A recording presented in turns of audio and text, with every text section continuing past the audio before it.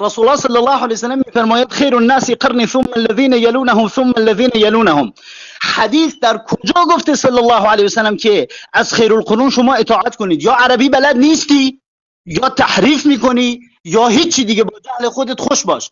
حدیث اینو نمیگه، میگه خیر الناس قرنی، بهترین مردم کسانی هستند که در قرن من زندگی میکنن، ثم الذين يلونهم، و بعد از اون کسانی هستند که بعد صحابه میان، ثم الذين يلونهم. کجا گفته اتباع کنید از صحابه؟ کجا گفته شما متبع صحابه یا تابعین یا تابع تابعین باشید؟ و اگر شما چنین از حدیث استنباط کنی که پیامبر صلی الله علیه و سلم چنین امری کرده، خب ما میگیم جعد ابن درهم علیه لعنت الله در همین خیر القرون زندگی کرد.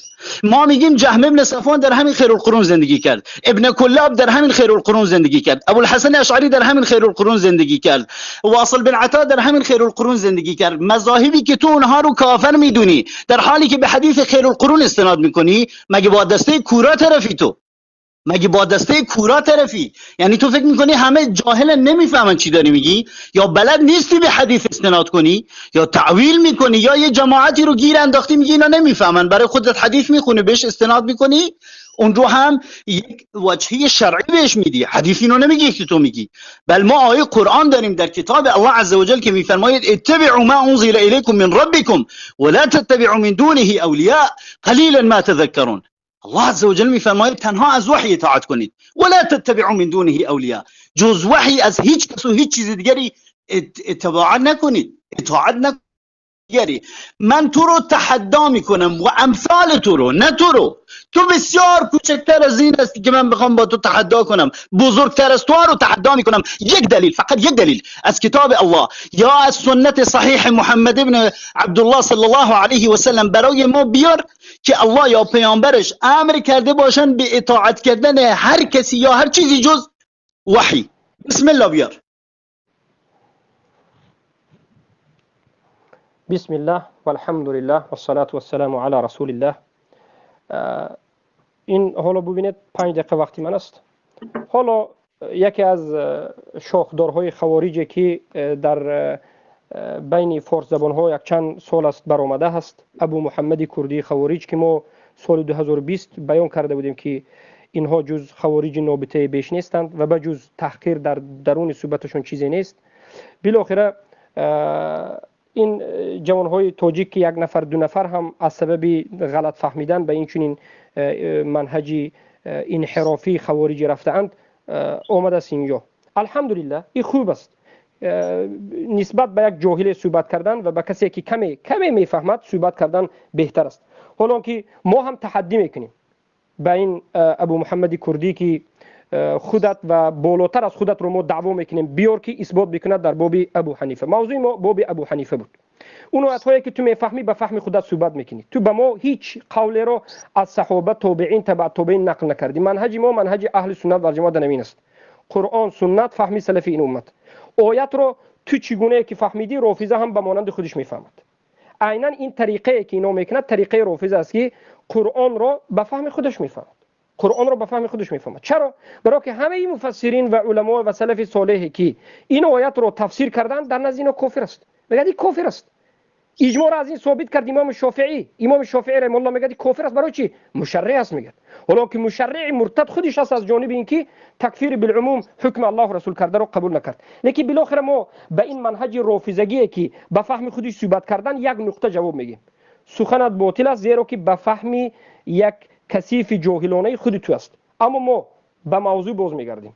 تو بالا شدی و در اینجا نوشتی که من حالا کفر ابو حنیفه رو اثبات میکنم و شاگردت دعوا کرد که هر کسی که ابو حنیفه رو رحمه الله گفت من کفر او رو اثبات میکنم. بسم الله به موضوع داخل شو. 5 دقیقه به تو دادیم. بسم الله. خب حرف شما تموم شد. وقت ببینید. حرف ما در مسئله ابو حنیفه باید شروع شود. در همون مسئله برات حرف میزنم. گوش کن، فقط گوش کن، حرف تموم شد گوش کن. در همون مسئله برات حرف میزنم. جایی که سخن از ادب و از احترام اصلا و ابدا تو نباید حرف بزنی، چون ما جز بی ادبی، جز اهانت کردن، جز از لفظ بد هیچی از تو ندیدیم. در همون سال 2020 هم که با شما حرف زدیم سخنرانی که ما با شما داشتیم ضبط کردیم، اون رو در یوتیوب پخش کردیم، مردم میتونن برن نگاه کنن، حسن ادب و اخلاق و رفتار تو رو بفهمن که چقدر به شیوه، یعنی من نمیدونم والله العظیم علمی میکنیم، حالا ما موضوع علمی میکنیم یا که اومد اینجا ما رو تحقیر بکنیم. در چاله میدان زنجیر میچرخونن. شما لات رو دیدی در چاله میدان زنجیر میچرخونه، مثل اونا حرف میزنی تو جایی که انسان مؤدب و متشخص وجود داره از ادب حرف نزن اصلا و ابدا. بریم سر کفرهای ابو حنیفه، بریم سر کفرهای جناب آقای ابو حنیفه. اینی که شما به ما گفتی الان، گفتی که آیات رو به رأی خودتون تفسیر کردید. من میگم اشتباه کردی. هر جایی که قال ابو محمد سنی در کلام من بود، شما حرف من رو بزن به دیوار، حرف من رو قبول نکن. من آیه صریح رو، آیه 3 سوره مبارکه الاعراف رو برات خوندم که رب العزه میفرماید که اتبعوا ما انزل الیکم من ربکم ولا تتبعوا من دونه اولیاء قلیلا ما تذکرون. کجاست رأی ابو محمد سنندجی؟ کجاست؟ الله میفرماید فقط از وحی اطاعت کنید. ولا تتبعوا، اگر عربی بلد باشی که نیستی، رب العالمین نفی میکنه اطاعت و اتباع کردن از هر چیزی رو. میفرماید ولا تتبعوا من دونه اولیاء. خب کجاست؟ رأی من کجاست؟ کفر ابو حنیفه رو برات بخونم. در نزد ابو حنیفه اصلا و ابدا این رو باید بدونی که در نزد ابو حنیفه چیزی به اسم قال الله و قال الرسول هیچ رواجی نداشته، هیچ رواجی. مدرسه ای رو در کوفه داشته به اسم مدرسه اهل رأی.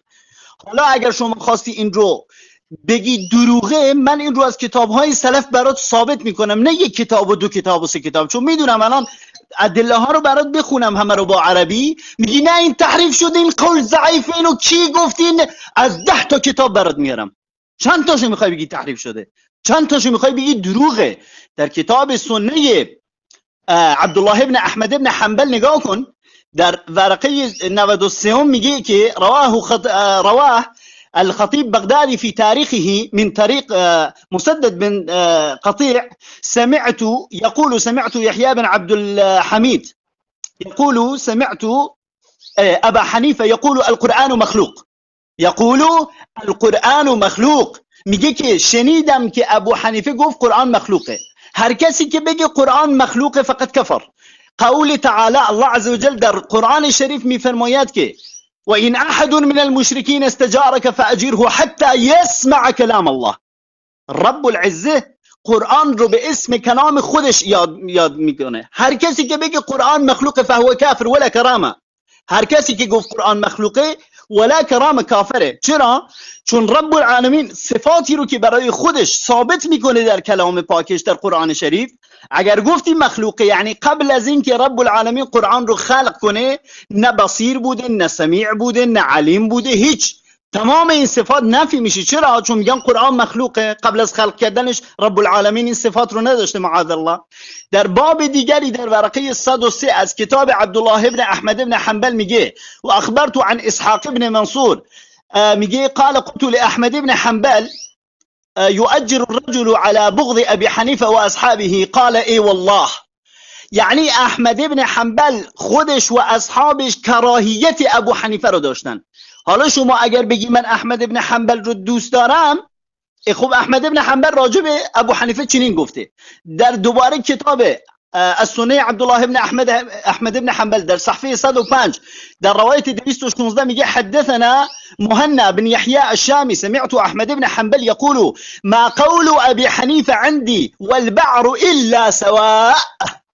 احمد ابن حنبل میگه که قول ابو حنیفه و پشتل حیوان یعنی پیسایی یعنی نجاست حیوان. احمد ابن حنبل میگه قول ابو حنیفه و نجاست حیوان در نزد من یکیه. قول رو دوباره برات میخونم که شاید نفهمیده باشی. میگه یقول ما قول ابي حنیفه عندي والبعر الا سواء. احمد ابن حنبل میگه قول ابو حنیفه و نجاست حیوان نزد من هر دوتاش یکیه. دوباره در کتاب السنه احمد ابن حنبل عبدالله ابن احمد ابن حنبل در صفحه 106 در روایت 217 میگه حدثني محمود بن غيان ثنا محمد بن السعيد بن سلمة بن أبيه قال سألت أبا يوسف وهو بجرجان عن أبي حنيفة قال وما تصنع به مات جهميا. مات جهميا.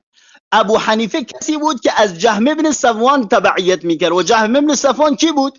یکی از شاگردان جعد بن درهم بود علیه لعنت الله، کسی که میگفت الله عزوجل با موسی کریم الله تکلم نکرده. دوباره در کتاب السنه عبدالله بن احمد بن حنبل در صحفه 107 در روایت 218 میگه حدثني اسماعیل بن اسحاق الازدي القاضي حدثني نصر بن علي ثنا الاصمعي عن سعيد بن سليم قال قلت لأبي يوسف أكان أبو حنيفة يقول بقول جهم فقال نعم.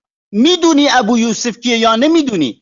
ابو یوسف یکی از متدربین خود ابو حنیفه است که اقرار میکنه که ابو حنیفه جهمی بود، یعنی کسی بود از متبعین جهم بن صفوان. صبر 5 دقیقه گام بزنید تو 5 دقیقه چول گاز وقت به پایان رسید. احسن ابو سر میشد 5 دقیقه من میبینم میگم که شیخ تمام شما سر بکنید. بارک الله فیکم. بسم الله والحمد لله والصلاة والسلام على رسول الله. اما بعد، آقای ابو محمد کردی مثل پیشتره باز تهمت های چندی را به بالای طالب علمای اهل سنت که پیش از من هم به دیگرها و به من هم دارد میزند، این همینچنین رویش است که در درون سخن تو از عربی بیخبری، تو از آداب صحبت نکن، این اون. ما یک جواب میدیم. این همه صحبت هایی که میکند این بی منهجی، بگویم ادبی و بی اخلاقی به خاطر شما را از حجت بیرون کردن و به خاطر ما را تحقیر کردن است. والله بی ادبترین انسان ها انا همین ها هستند که در اساس شک، در اساس ظن و در اساس کلام علما متأخرین و کلام قدیم و کلام جدید رو فرق نگذاشتن، توبه کسی رو قبول نکردن که منهج خوارج همین است. کفر کردی توبت قبول نیست، بالاخره به همین طریق جهالت می آیند یک کسی رو تکفیر کرده در اساس جهل و کسای دیگر رو هم در اساس جهل در باب این عذری تکفیر میکنند.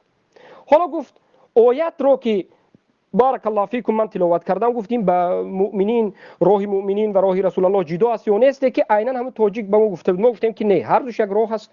لیکن ببینید علمای ما آیت رو که از بارک الله فیکم سوره نساء 115 هست، و ما یشاقق الرسول من بعد ما تبین له الهدى، هر کسی که مخالفت کند با رسول الله بعد از آشکار شدن، و یتبع غیر سبیل المؤمنین، و متابعت کند غیر سبیل مؤمنان را. انا همین مؤمنان را چی گفتند؟ به تفسیر ما به کی باز میگردیم؟ به سلف و بعد از این به متأخرین اونها، به ابن جریر طبری و بعد از این دیگر علمایی که در نزد ما معتبر است و مسلمان است. ما این آیات ها رو به فهم خودمون نمیفهمیم. چخیلی که میبینه که به فهم خودش نه این خیل بود اون خیل بود میگه. در نزد ما آقا تو یک جاهل هستی، منهج نداری، آیات رو به فکر خودت وقتی که صحبت کردیم و قبول نداری. اینا تو بی ادبی میگویی، به نظر تو بی ادبی است. این منهج اهل سنت است که جاهل را در این که فکر خودش میخواد در بالای آیات بیان کند، ما اینو جاهل میگیم. بارک الله فیکم. نولیه ما تولا. حالا میبینه و یتبع غیر سبیل المؤمنین، یقول یتبع طریقا غیر طریق اهل التصدیق. طریق اهل التصدیق یعنی پیروی میکند راهی رو که غیر راه اهل تصدیق است. اهل تصدیق است صحابگان است. و یسلک منهجا غیر منهجهم، و راه میرود در همون منهجی که غیر منهجی کی است؟ غیر منهجی صحابگان است. پس هر کسی که غیر منهجی صحابگان، غیر اون چیزی که همه صحابگان در بالش اجماع کردن رود، این یک گمراه است. و هر کسی که انا همین جای آیت رو تکذیب بکند، این به این قسم از قرآن ایمان آورده است. این هم یکی از مناطهای کفر است که آیت رو انکار میکند و حتی آیت رو کسی که به همین معنا اثبات میکند تکفیر میکند. به مانند امام شافعی رحمه الله که امام شافعی در اساس این آیت خیلی که ابن کثیر در تفسیرشون ذکر میکنند، در خود امام شافعی در کتاب‌های خودشون در همین اساس میگن که اجماع صحابه این چیست؟ این حجت است. بارک الله فیکم. و در دوامش ابن جریر طبری میگن و ذلك هو الكفر بالله لأن الكفر بالله ورسوله غیر سبیل المؤمنین و غیر مناهجهم. یعنی اگر کسی که کفر و شرک بکند با الله سبحانه و تعالی، من غیر سبیلی که است، غیر راه مؤمنان است. کدام مؤمنان؟ غیر راه صحابه است. پس الله سبحانه و تعالی چرا از صحابگان راضی شد؟ از ابو بکر و عمر و عثمان و علی رضی الله عنهم و از دیگر صحابگان، برای اینکه اونها فهمشون در اساس قرآن و سنت درست بود. قرآن و سنت رو به مراد الله درست فهمیدند و به قرآن و سنت عملی درست کردند و الله اونها رو تزکیه داد و به اونها حکم قسمی به اونها قسمی اونها چی گفت؟ جنتی ان گفت. و بالعموم رضی الله عنهم را که ذکر کرد، جماعت هایی که به مختلف اینها، و بالاخره این دلالت میکند که پیروی از اونها بکنیم. و اما بیاید به موضوع داخل میشیم که این ناانصافا این سخن ها رو قبول ندارن. هر سخنی که آقای ابو محمد الکردی بالاسف الشدید، یعنی کسی که از منهج علمی بوی ندارد سخن میکند، از سند مشکلی دارد. یک مشکلی. اگر مشکلی دوم رو بگویم، بله روایت های هست که سندش صحیح هست، ما قبول داریم.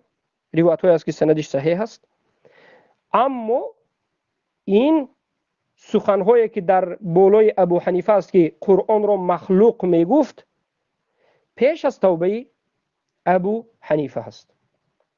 هزار قول بیار، هزار قول سلف بیار، ضعیف باشد یا صحیح، ما میدونیم کدومش ضعیف است و کدومش صحیح. لیکن در مسئله خلق قرآن اگر ابو حنیفه رو تو تکفیر کرده باشیم، ما میگویم که به سند صحیح میگیم که ابو حنیفه رحمه الله بله همچنین واقعه هست که قرآن رو مخلوق گفته، ولیکن در این باب بارک الله فیکم توبه کرده. و حالا از کتاب امام الذهبی، کتاب علو، صفحه 155، و از کتاب اسماء و صفات للبیهقی. بله تمام وقت سر بکن باش. خب صدای من میرسه به شما؟ بله میرسه. خب شما اومدی راجع به آیه حرف زدی، گفتی ما فهم خودت رو قبول نداریم. والله العظیم انا استغرب من عقلك يا ابو محمد، يا ابا محمد، اني استغرب من عقلك. بدون تحقیر لو سمحت. نه هیچ اگر تو اصلا معنیش این عربی بلد نیستی که تحقیر نکردم. همون بلدی خودم رو فارسی ترجمه میکنم. اني استغرب عن عقلك، اینو با فارسی ترجمه میکنم، من از عقل تو سرسام هستم. این کجاش تحقیره؟ این کجاش تحقیره؟ به من نمیگی تو؟ اني استغرب عن عقلك کجاش تحقیره؟ من خودت بگم که کجاش تحقیره؟ بعد از این با یک فهم خودت رو مثل کلامی ها جمعی حرف نزن، حرف قطع نکن، قطع نکن، جوابتو بعدن حرف بزن. باشه بفرما. اینی که بهت گفتم اني استغرب عن عقلك، به خاطر این گفتم که من 3 بار تکرار کردم که آیه رو از سوره الاعراف برات خوندم عربی، ترجمه کردم فارسی، گفتم کجای این آیه یک کلمه فهم ابو محمد توش بود اونو بزن به عرض الحائط، بزنش به دیوار. کجاش فهم منه؟ آیا این آیه نیست که الله عزوجل میفرماید اتبعوا ما انزل الیکم من ربکم ولا تتبعوا النفی ولا تتبعوا من دونه اولیاء قلیلا ما تذکرون؟ این کجاش یک کلمه اگر فهم من در این آیه بود اون رو قبول نکن. هی میگی نه شما علما گفتن که فهم جاهل رو نباید قبول کرد. حالا با زبان خود همیشه شما با زبان در راستای اهانت کردن بسیار رساز زبانت. من نمیخوام راجع به این بیشتر حرف بزنم. و اما راجع به آیه‌ای که گفتی و من یشاقق الرسول، گفتی بله راهشون یک راهه، اما با فهم صحابه. خب من الان 20 تا بیشتر از 20 تا معذرت میخوام، بیشتر از 20 تا دلیل برات میارم از فهم صحابه، از کتاب و سنت. الان برات میارم میخونم برات، فارسی ترجمه میکنم، باید اینو به ما بگی. اگر گفتی فهم صحابه حجت در دین، ما اول آیه رو برات میخونیم که رب العزه الله جل جلاله میفرماید رسلا مبشرین و منذرین لئلا یکون للناس علی الله حجة بعد الرسل و کان الله عزیزا حکیما. الله میفرماید بعد از پیامبران حجتی وجود نداره. اگر تو گفتی صحابه حجت هستن، تنها آیه رو تکذیب کردی. 1. 2. چطوری می شود ما از صحابه پیروی کنیم، اونها رو به اسم حجت بشناسیم، در حالی که این حجت اشتباه میکنه؟ ما در صحیح بخاری داریم خالد رضی الله عنه و ارضاه در جنگی اسیران خودش رو به باقی صحابه داد، گفت اسیرانتون رو بکشید. بعضی از صحابه به اون اعتراض کردن. زمانی که به نزد رسول الله صلی الله علیه و سلم برگشتن، پیامبر صلی الله علیه و سلم 3 بار فرمود اللهم انی ابرأ من افعل اللهم انی ابرأ مما صنع خالد. یا ربی یا الله من بری هستم از فعلی که خالد انجام داد. چطور می شود شما صحابه رو حجت میدونید در حالی که این حجت اشتباه میکنه؟ 3 بار رسول الله صلی الله علیه و سلم میفرماید انی ابرأ مما اصنع خالد. در حدیث دیگری امام علی رضی الله عنه و ارضاه جماعتی رو میاره میسوزونه. صحیح بخاری ابن عباس میگه که ای علی اگر من بودم چنین نمیکردم، فقط میکشتمشون. چطور میشود ما به کسی بگیم حجه در حالی که اشتباه میکنه، در حالی که رسول الله صلی الله علیه و سلم میفرماید لا يعذب بالنار الا رب النار، هیچ کسی با آتش عذاب نمیدهد الا رب آتش. در حدیث های دیگری داریم که زمانی که آیه نازل شد که رب العزه فرمود که وكلوا واشربوا حتى يتبين لكم الخيط الابيض من الخيط الاسود من الفجر واتموا الصيام الى الليل، بعضی از صحابه چنین فهمیدن که یک تکه طناب سیاه رو با یک تکه طناب سفید بیارن، این رو با هم قاطی کنن، اینطوری بهش نگاه کنن تا زمانی که سیاه از سفید مشخص بشه، این وقت نماز صبح میشه. بعدن پیامبر صلی الله علیه و سلم فرمود که نه این خطاست، فهم شما خطاست، این صحابه فهمش غلطه، چرا نمیخواین رو قبول کنی؟ بعضی از اوقات ما از شأن صحابه کم نمیکنیم، نعوذ بالله. صحابه کسانی هستند که الله جل جلاله میفرماید رضی الله عنهم و رضوا عنه، ما نمیخوایم از شأنشون کم کنیم، اما ما میگیم اونها هم بشر بودن، قابل خطا بودن. 20 تا 30 تا از خطاهای بزرگ صحابه را الان میخوای یک به یک برات بگم با سند صحیح، نمیتونی انکارش کنی. چطور میشه کسی هم حجه باشه هم خطا کنه؟ فهم صحابه رو مگه نمیگی؟ این فهم صحابه بفرما. در حدیث دیگری داریم دو تا صحابه ها با هم سر تیمم اشکال پیدا کردن، یکشون خودشو در خاک چرخ داد، فکر میکرد تیمم اینطوریه. این فهم صحابه. چرا نمیگی دین رو قبول دارم با فهم محمد صلی الله علیه و سلم که الله عز وجل میفرماید والنجم اذا هوا ما ضل صاحبكم وما غوا وما ينطق عن الهوى ان هو الا وحی یوحى؟ چرا دین رو با فهم محمد صلی الله علیه و سلم قبول نکنیم که رب العزه تزکیهش میکنه، میفرماید محمد از خودش حرف نمیزنه، مجنون و دیوانه نیست، نعوذ بالله. و ما ينطق عن الهوى، از هوا و آرزو حرف نمیزنه، این هو الا وحی یوحى، هرچی میگوید وحی و بنو وحی میشه.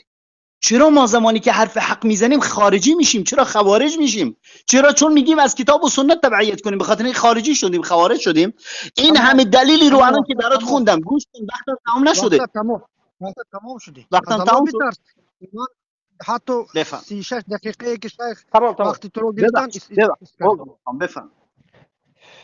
بسم الله. اما بعد در مسئله آیتی که صحبت آخری ایشون باز به همون آیت گشت، سوره نساء و ما یشاقق الرسول من بعد ما تبین له الهدى، ما بیان کردیم که صحبتی که آقا میگوید از فکر و اندیشه خودش است، عین صحبت رافضه است.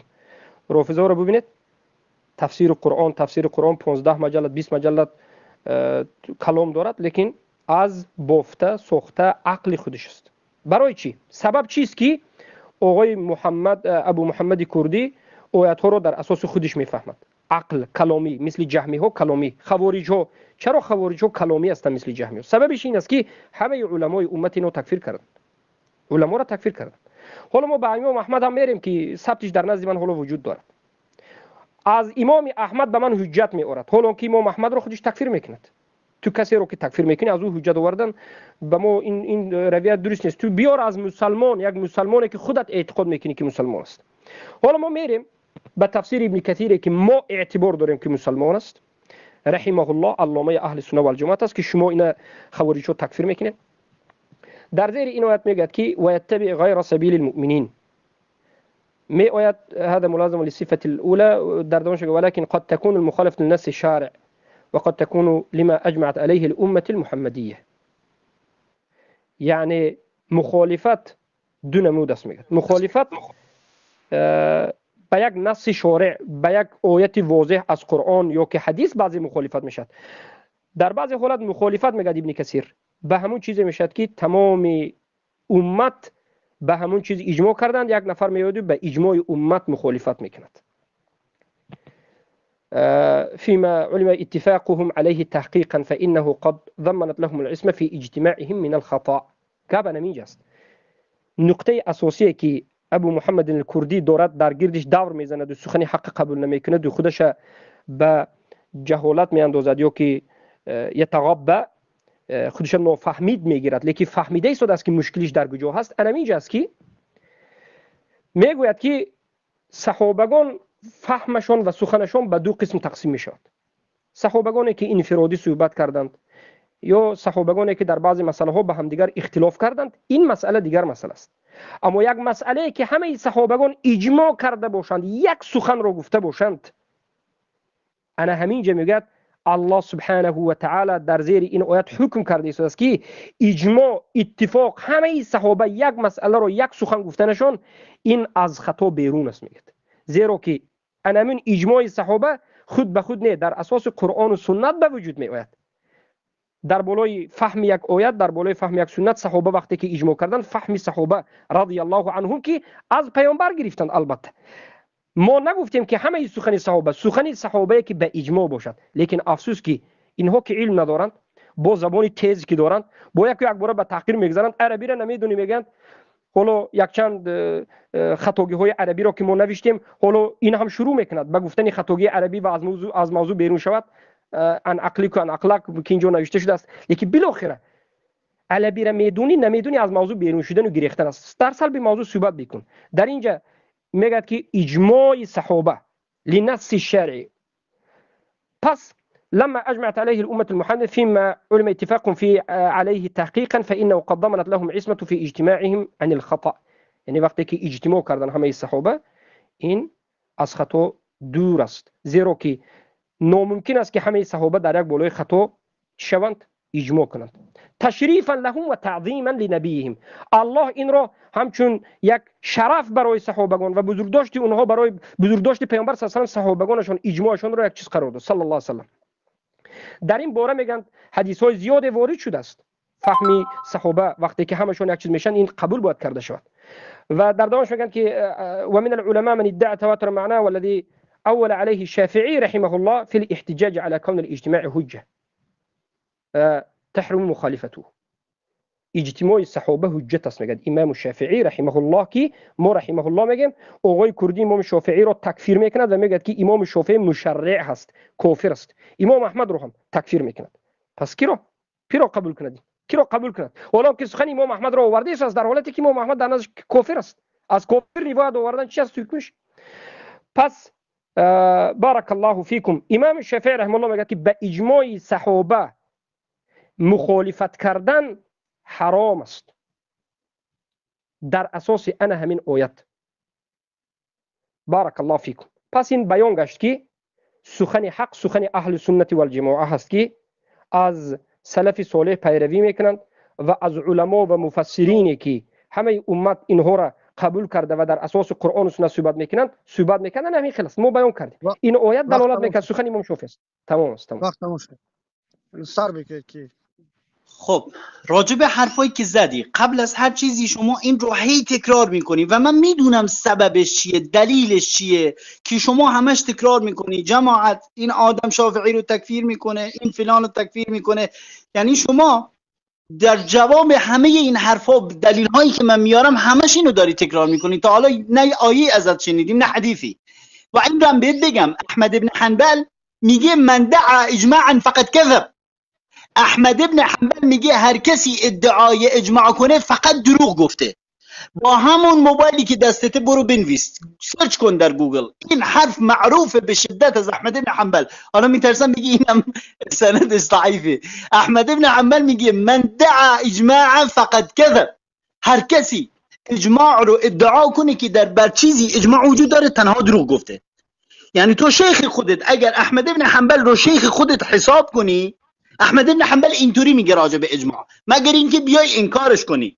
اینی که شما میگی آقا این چرا احمد ابن حنبل رو تکفیر میکنه اما میاد قول احمد ابن حنبل رو برامون میاره، اصلا شما باید این رو بدونی. اگر منطق حرف زدن و مناظره کردن رو داشته باشی، ما که قول رو برات میخونیم برای اینی که شما رو قانع کنیم در موضوع. ما نرفتیم از احمد بن حنبل قولی رو بیاریم که خارج از کتاب و سنت راجع به چیزی حرف زده باشه، ما بگیم سمع و طاعه، آیه قرآن و حدیث رو رها کنیم برای سخنان احمد حنبل. نه، ما داریم از قول همون کسانی که نزد خودت شیخن. من الان میتونم 20 تا 25 تا دیگه دلیل برات بخونم که مالک به ابو حنیفه میگه کاد الدین و من کاد الدین فلیس من الدین. مالکه، امام مالک صاحب الموطأ که شما بهش میگید امام مالک و صاحب الموطأ، ابو حنیفه رو کافر میدونه. احمد ابن حنبل ابو حنیفه رو کافر میدونه. سفیان ثوری و ابن مبارک. الان همه قولا رو اگه میخوای، من نمیدونم الان چرا فرکانس یه دفعه عوض شد. یادت اول چقدر اصرار میکردی راجع به ابو حنیفه حرف بزن، ما اومدیم الان دیگه نمیگی راجع به ابو حنیفه، فکر کنم فراموش شد. تو میدونی من کتاب الان جلومه، میتونم همه اقوالو برات بخونم، حرف ابو حنیفه رو فراموش کردی، الان راجع به یه مبحث دیگری داری حرف میزنی. و اما اجماعی که از صحابه گفتی، برادران و دوستانی که این صدای من رو میشنوید، اجماع یعنی چی اصلا در نزد اینا؟ ما باید بفهمیم اجماع یعنی چی. قبل از هر چیز باید بفهمیم معنی اجماع یعنی چی. آیه ایرم که این آقا بهش استناد میکنه میره برامون قول مفسر رو میخونه. اگر شما برید قصه شافعی رو نگاه کنید که شافعی، شخصی نزد شافعی اومد بهش گفت یا شافعی، دلیل شما از کتاب و سنت مبنی بر اجماع چیه؟ شما که میگی اجماع هم مصدری از مصادر تشریع اسلامی، خب دلیلت چیه؟ در این موضوعی که وجود داره سندش هم صحیحه، میگه شافعی 3 روز به خانه رفت، چندین بار در این 3 روز قرآن رو ختم کرد و بعد از اون به این آیه رسید، این آیه رو دلیل کرد. یعنی قبل از اینکه آیه رو اصلا دلیل کنه شافعی اجماع رو یکی از مصادر تشریع اسلامی میدونست، اما چون ازش سوال پرسیدن رفت این آیه رو آورد، گفت و من یشاقق الرسول من بعد ما تبین له الهدى ويتبع غیر سبیل المؤمنین نولیه ما تولى ونصله جهنم وساءت مصیره. گفت یعنی اجماع. اصلا قصه شافعی معروفه، شما برید خودتون نگاه کنید که شافعی چجوری شد که به این آیه استناد کرد. این آیه رو قبل از شافعی هیچ بشری نگفته یعنی اجماع. همین آقای ابو محمد مدنی اگر ازش سوال بپرسی، مگه برامون حدیث نیاورد گفت رسول الله صلی الله علیه و سلم میفرماید خیر الناس قرنی ثم الذين يلونهم ثم الذين يلونهم؟ خب از همون ثم الذين يلونهم برامون بیار که این آیه که شافعی بهش استناد کرده یعنی اجماع. بفرما. من شما رو تحدی میکنم از ابوبکر رضی الله عنه و ارضاه، از عمر بن خطاب رضی الله عنه و ارضاه، از عثمان بن عفان رضی الله عنه و ارضاه، از علی بن ابی طالب رضی الله عنه و ارضاه، از حسن بن علی رضی الله عنه و ارضاه، از حسین بن علی رضی الله عنه و ارضاه، از معاویه بن ابی سفیان رضی الله عنه و ارضاه. برامون یک دلیل بیار که این آیه رو گفته باشن اجماع. خب از تو از کی یاد گرفتی آقای ابو محمد مدنی؟ مگه نمیگی دین به فهم سلف؟ بفرما یک سلف از صحابه برای ما بیار که بگی این آیه یعنی اجماع. این آیه رو اصلا تا سال 200 هجری هیچ کسی بهش نگفته یعنی اجماع. شافعی این اختراع کرد، مثل ادیسون چجور برق اختراع کرد، شافعی اومد این آیه رو برامون آورد به اسم یه چیزی رو ازش کشید بیرون به اسم اجماع. کی قبل از شافعی گفته این آیه یعنی اجماع؟ بفرما برام من بیار. من شما رو تحدی میکنم از عصر صحابه، از عصر قبل از شافعی برای ما بیار که یک بشر جز شافعی به این آیه گفته باشه اجماع. اگر تونستی بیاری ما میگیم تو حتما در علم شرعی یک چیزی بلدی، یک چیزی سررشته‌ای داری. و اما من به حرفم برگردم. وقتت تمام شد. الله المستعان. از دقیقه 13 تا 19 وقت چه نظر کرده شدین؟ الله المستعان. بالاخره در مسئله سخن امام احمد ابن حنبل که میگه من ادعای اجماع فقط کذب، هر کسی که دعوای اجماع کنه دروغ میگه. علمای خود شاگردان احمد ابن حنبل و علمای احمد ابن حنبل جواب گفتن یکو مشکلی ندارد. ادعای اجماع همه امتی که خواه مجتهد و غیر مجتهد باشد، اما سخنی که اجماعی که ما علمان صحبت میکنیم، علما اجماع علمای امت در باب یک چیز، در باب یک مسئله، این یک باره به همین مسئله است.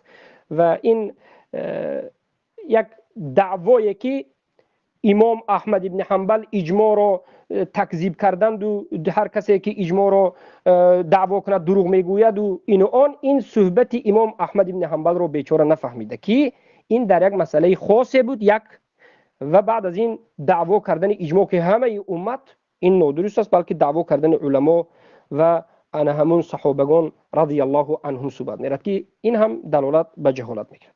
اما در مسئله امام ابو حنیفه رحمه الله ما به هیچ جای نرفتیم، موضوع باقی است، اصلی موضوع همین است.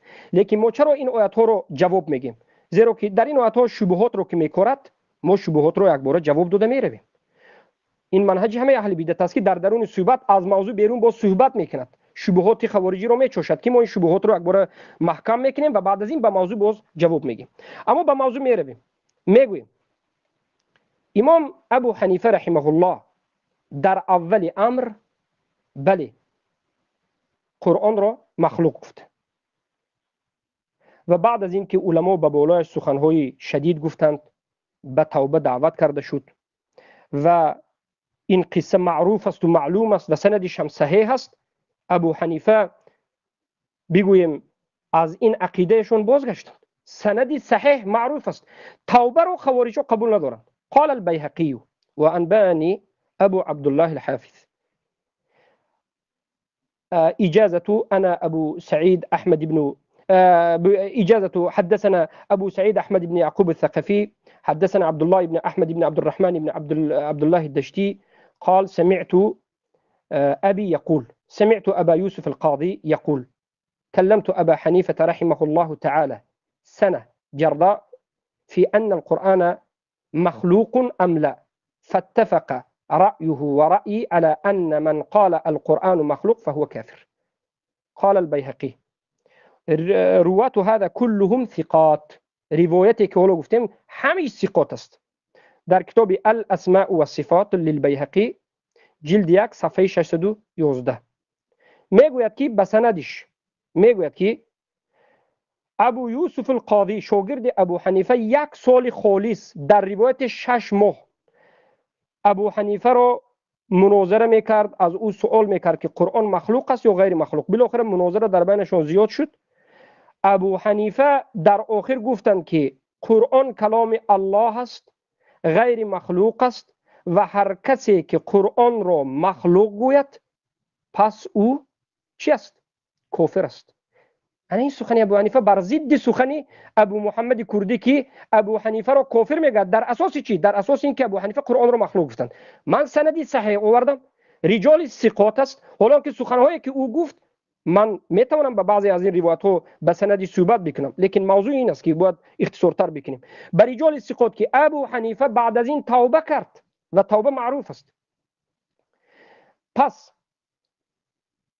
وذكر عن أبي يوسف قال ناظرت أبا حنيفة رضي الله عنه شهرين حتى رجع عن خلق القرآن. در کتاب الإبانة صفحه 450 است. به سندش که میگه ابو یوسف مناظره کردم با ابو حنیفه در مسئله قرآن، در مسئله خلق قرآن 2 ماه که از این عقیدش بازگشت. رجع بازگشت، بله بود عقیده لیکن بازگشت. همون خطیب بغدادیه که اینها به همون کتاب خطیب بغدادی رفتند و ابن حبان سخنش برفتند و 4-5 کتاب دیگه یا که عبدالله ابن احمد ابن حنبل که رفتند و تحقیقاتش در نزد ما سنداش معروف است. همون خطیب بغدادی در جگر جو بو همین چیز روایت میکرد. حدثنا القاضي ابو جعفر السمناني قال حدثنا الحسن بن ابي عبد الله السمناني قال حدثنا الحسين بن رحمة الويمي قال حدثنا الثلجي قال حدثنا محمد بن سماعة عن ابي يوسف قال ناظرت ابا حنيفة 6 أشهر حتى قال من قال القرآن مخلوق فهو كافر. با سندش می آورد، با سند صحیح که قاضی شاگرد ابو حنیفه مناظره همین تمام میکنم تا مناظره کردن با ابو حنیفه 6 ماه که ابو حنیفه از این سخنشون قرآن مخلوق بازگشتند و همه این صحبت های علمایی که محمد کردی نقل کرد پیش از توبه ابو حنیفه است. 50% 60% اون ضعیف است و باطل است و قسمش ثابت است، اما پیش از توبه است. و بعد از توبه احمد ابن حنبل رحمه الله گفتند. احمد ابن حنبل که محمد کردی نقل کرد که ابو حنیفه رو سخنهای بد میگفتند، ابو حنیفه رو رحمه الله گفتند بعد از مرگش که و در صحبت آینده ذکر میکنیم. ما جواب بگوید، بین جواب بگوید، اتحدى که جواب بگو، سخنی بین علما رو جمع بکن. بسم الله. خب آقایی که مناظره ما رو داری یعنی مدیریت میکنی، ان الله یأمر بالعدل، زمان من که تموم میشه فوراً ساکت بشید، نباید بذاری ایشون حرف بزنه. من دیده شدم. خب چیزی رو که آقای مدنی الان آورد گفت که ابو حنیفه توبه کرده، ما میگیم صدقت. حرف از این قشنگتر است؟ ما میگیم صدقت، تمام توبه کرده. اصلا مشکل ما الان با ابو حنیفه دیگه از خلق قرآن خارج شد. این یعنی فکر میکنه مشکل ابو حنیفه فقط همینه که به قرآن گفته مخلوق. والله العظیم عجیبه. خب همین اصلا گفتیم توبه کرده، تمام. منم با شما متفق القولم الان که ایشون توبه کرد و تمام، موضوع خلق قرآن رو بستیم و مختومه کردیم، بریم سراغ چیزهای دیگر. ابو حنیفه میگه خمر حلاله. آقا مدنی میگه نبیذ الشدید حلاله. اگر گفتی کجا، همین الان برات میخونم، به من نگی کجا، چون من اینو با درس ویدیو ضبط کردم پخش کردم، به من نگی کجا اومده کجا رفته، سندن برات میخونم. به نبیذ الشدید میگه حلال، به خمر میگه حلال، به نمازی که در اون سوره فاتحه خونده نشه اصلا میگه فاتحه واجب نیست، در حالی که رسول الله صلی الله علیه و سلم میفرماید لا صلاة لمن لم یقرأ بفاتحه الكتاب، نمازی که در آن سوره فاتحه نباشد اصلا درست نیست. در مذهب ابو حنیفه میتونی با خمر وضو بگیری، در مذهب ابو حنیفه میتونی بر پوست سگ و پوست خنزیر نماز بخونی. در مذهب ابو حنیفه اگر در هنگام نماز از کسی بادی خارج شد از سبیلین، وضو با این باطل نمیشه، میگه میتونی نماز رو ادامه بدی. در مذهب ابو حنیفه ببخشید، در مذهب ابو حنیفه شما میتونی اصلا نماز رو عجمی بخونی بدون عربی، میتونی نماز رو عجمی بخونی بدون اینکه اصلا تکبیرت الاحرام بکنی، بدون اینکه رفع الیدین بکنی، بدون اینکه سوره فاتحه رو بخونی. اصلا مذهبی که ابو حنیفه داره، مگه تو فکر میکنی مشکلش همینه که گفته قرآن مخلوقه؟ سوای اینکه این آدم راجبش اهل علم، ببین دوباره چی ها گفتن، هی برات بخونم انشاءالله تا زمانی که من وقتم تموم میشه. میگه کان الاوزاعی و سفیان یقولان ما ولد فی الاسلام على هذه الامه اشم من ابی حنیفه. میگه اوزاعی و سفیان گفتن که در اسلام هیچ کسی متولد نشده که شومتر باشه، نحستر باشه از ابو حنیفه. در قول دیگری دوباره میگه که بله، در قول دیگری اینجا میگه که شریک رو شما میشناسی، بهش میگن قاضی شریک، قاضی شریک هم بهش میگن، در عصر خودش قاضی بوده. میگه قال سمعت ابن عوین يقول ما ولد في الاسلام مولودا اشأم على اهل الاسلام من ابي حنیفه. من ندیدم در اسلام که کسی شومتر، سیاهتر، بدتر باشه از ابو حنیفه که به این اسلام وارد شد و مردم رو از راه اصلی بدر کرد. این هم که شما میگی توبه کرده، ببین اینجا قول رو دوباره میاره، میگه استتیب ابو حنیفه مرتين من الكفر، 2 بار توبه کرده، اصلا 2 بار توبهش مشهوده، یعنی یه بار همونی که شما گفتی توبه کرده ما گفتیم قبوله، دوباره کافر شده، کفر بواح که در عصر خودش اون رو تکفیر کردن، دوباره داخل اسلام شده. در روایت دیگری میگه قال سفیان الثوری ما ولد مولود بالكوفه او في هذه الامه اضر عليهم من ابي حنیفه. سفیان الثوری میگه هیچ کسی در کوفه و بر این امت متولد نشد که ضررش بیشتر از ابو حنیفه باشه. سبحان الله العظیم. ببینید اینها همه اقوال اهل علم در عصر خودش. ببینید که مالک ابن انس در ذکرش چی میگه؟ حدثني منصور ابن مزاحم سمعت مالك ابن انس ذكر ابا حنيفه فذكره بكلام سوء وقال كاد الدين وقال من كاد الدين فليس من الدين. مالک ابن انس بهش گفت که، یعنی مالک ابن انس راجع به ابو حنیفه به سوء حرف میزد، یعنی به شیوه بدی راجبش حرف میزد و گفت که ابو حنیفه کاد الدین و گفت و من کاد الدین فلیس من الدین. این تکفیر صریح از مالک ابن انس به نسبت جناب آقای ابو حنیفه. در روایت های دیگری هم که دوباره اومده میگه راجع به ابو حنیفه ما کاد ابو حنیفه الا الدین. در روایت دیگری میگه قال مالک ابن انس ایذکر ابو حنیفه ببلدکم، آیا ابو حنیفه در سرزمین شما، در بلد شما وجود داره؟ قلت نعم، گفتم بهش بله. قال ما ينبغي لبلدكم ان يسكن، گفت که در اون شهر و منطقه شما اصلا یعنی ماندن و اقامت کردن دیگه به درد نمیخوره اگر ابو حنیفه در اونجا باشه. شما چرا این اقوال ها رو نمیخونی؟ پس دوباره در قول دیگری میگه عن مالک ابن انس قال ما ولد في الاسلام مولود اضر على اهل الاسلام من ابي حنیفه وكان يعيب الرأي. میگه هیچ کسی ضررمندتر از ابو حنیفه در این اسلام به دنیا نیومد که با رأی خودش کار میکرد، یعنی حدیث رو براش میخوندن با رأی خودش کار میکرد، حدیث پیامبر صلی الله علیه وسلم رو قبول نمیکرد.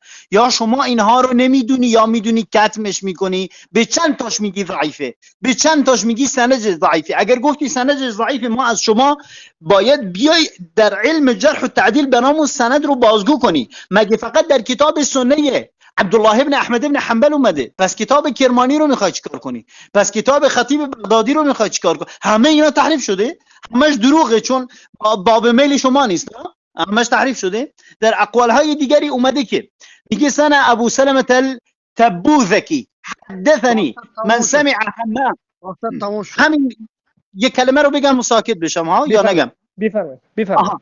میگه ابو سلمة التبوذکی حدثني من سمع حمام قال سئل ابو حنیفه عن الخنزير البري قال لا بأس بأكله. یعنی میگه خنزیر بری یعنی خوک وحشی، ابو حنیفه میگه حلاله. بفرمایید. بسم الله. اما بعد در مسئله الحمدلله که اینجا همه شما دیدید که تا امروز بسیاری کسانی که ابو حنیفه رو تکفیر میکردن در اساس چی تکفیر میکردن؟ میگفتند که ابو حنیفه قرآن رو مخلوق گفت، کلام الله رو مخلوق گفت، کافر شد. ما به سند، به ثقات، به کتاب و به صحبه ثابت کردیم از همین روز بعد هر کسی که انا همین حجت رو میگیرد باید دروغگوییش هم در بین خوارج و هم در بین اهل سنت و در همه جا معروف باشد که خود ابو محمد الکردی در اینجا تصدیق کرد که تمام این مسئله را به پایان رسوندیم. اما پیش از اینکه به این شبهه که حالا ذکر کرد که فلان چیز را حرام گفتن، نبیذ رو، خنزیر رو، این اون رو، ما به صحبت پیش گذشته صحبت میکنیم. احمد ابن حنبل رحمه الله گفت در حق ابو حنیفه صحبت‌های بد گفتن. بله، همین نقل رو در اولین صحبتاش ذکر کرد. بیایید حالا همین حلقه 5-6 دقیقه خود رو مربوط بدیم به صحبت به سخن سلف صالح که ابو حنیفه رو بعد از مرگش رحمه الله گفتند. و این صحبت هایی که آقای ابو محمد الکردی میگه سندن ضعیف باطل یک، و قسم از اون پیش از توبه ابو حنیفه بود، پیش از توبه ابو حنیفه بود و به این اثبات میکنیم. حالا میریم ما چرا سخنهای علما را نمیگوییم؟ میگه ببینید در نزد ما همه سخنهای علما هست، به اون سخنها میریم، لیکن آینده است. اولا بارک الله فیکم سخن امام یکی از امامهای اهل سنت و الجماعت رو در این باب نقل میکنیم که درباره ابو حنیفه رحمه الله گفت به مانند کی است؟ ابو داود سیجستانی است، صاحب کتاب سنن ابو داود رحمه الله، شاگرد امام احمد بن حنبل. در ببینید در تاریخ اسلام مجله 6 صفحه 137 به سندش و این چنین الذهبی سندش در تاریخ اسلام ذکر میکنه، میگه قال ابو داود رحمه الله، ابو داود گفت، ابو داود صاحب کتاب سنن، رحم الله مالکا، الله امام مالک رو رحمت کند، کان اماما، امام بود. رحم الله شافعی کان اماما، الله رحمت کند شافعی رو، محمد بن ادریس شافعی رو، امام بود. رحم الله ابا حنیفه کان اماما، الله رحمت کند امام ابو حنیفه رو که امام بود. امام، ما اینجا فقط امام بوده نگفته استیم، رحم الله، ما حالا کلمه رحم الله گفته استیم. این رحمه الله به چی دلالت میکرد؟ بعد از مرگ ابو حنیفه، بعد از مرگ ابو حنیفه ابو داود سیجستانی صاحب حدیث، اهل حدیث، صاحب سند رحمه الله گفته است. از سفیان ابن عیینه، سفیان ثوری بعد از این باز میاریم که حالا این بعضی سخنهای اینا رو نقل کرد، لیکن بعد به احمد ابن حنبل میریم. معروف است که کسایی که طعنه به ابو حنیفه میزنند، احمد ابن حنبل گفت که این در نزد من هیچ چیزی نیست، این است و آن است. بیارید ما به شما مسئله احمد ابن حنبل رو نقل کنیم.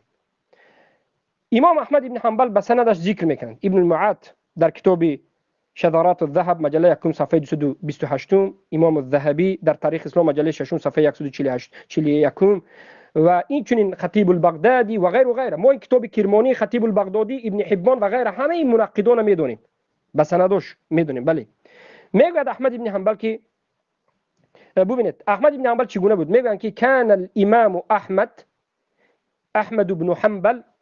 بن حنبل اذا ذكر الامام ابا حنیفه ترحم علیه، وقتی که احمد ابن حنبل به در نزدشون ابو حنیفه رحمه الله گفته میشد، احمد ابن حنبل میگفتند که رحمه الله. و كان في المحنه فذكر له ان ابا حنیفه ضرب على تولي القضاء فبكى وقال رحمه الله. احمد ابن حنبل در حالت محنت بود، یعنی امتحان و ابتلایی که در مسئله خلق قرآن به سرشون آمده بود. در همین وقتی شدت سختی به احمد ابن حنبل گفته شد که امام ابو حنیفه رو زدند و لطکوب کردند به خاطر اینکه منصب قضا رو بگیرد. ابو حنیفه نگرفت و وفات کرد، نگرفت قبول نکرد. در همین حالت چی گفتن احمد ابن گریه کردند و گفتند که رحمه الله، الله رحمت کند. کی را؟ ابو حنیفه را. این سخنی کی است؟ سخنی انا همین احمد ابن حنبل که محمد کردی نقل کرد. محمد کردی سخنی را نقل کرد که علما دربارش دو قول میگن، سنداً ضعیف است و بعد از این میگن که این روایت پیش از توبه بود، پیش از توبه بود. بعد از این میگویم که در کتابی عبدالله در سنه فرزند کی است احمد ابن حنبل صفحه 192 میگد که سمعت ابی رحمه الله یقول، یعنی اساسی روایتی که اینها طعنه میزنن که احمد ابن حنبل به همین ابو حنیفه رو چی کرد؟ انکار کرد.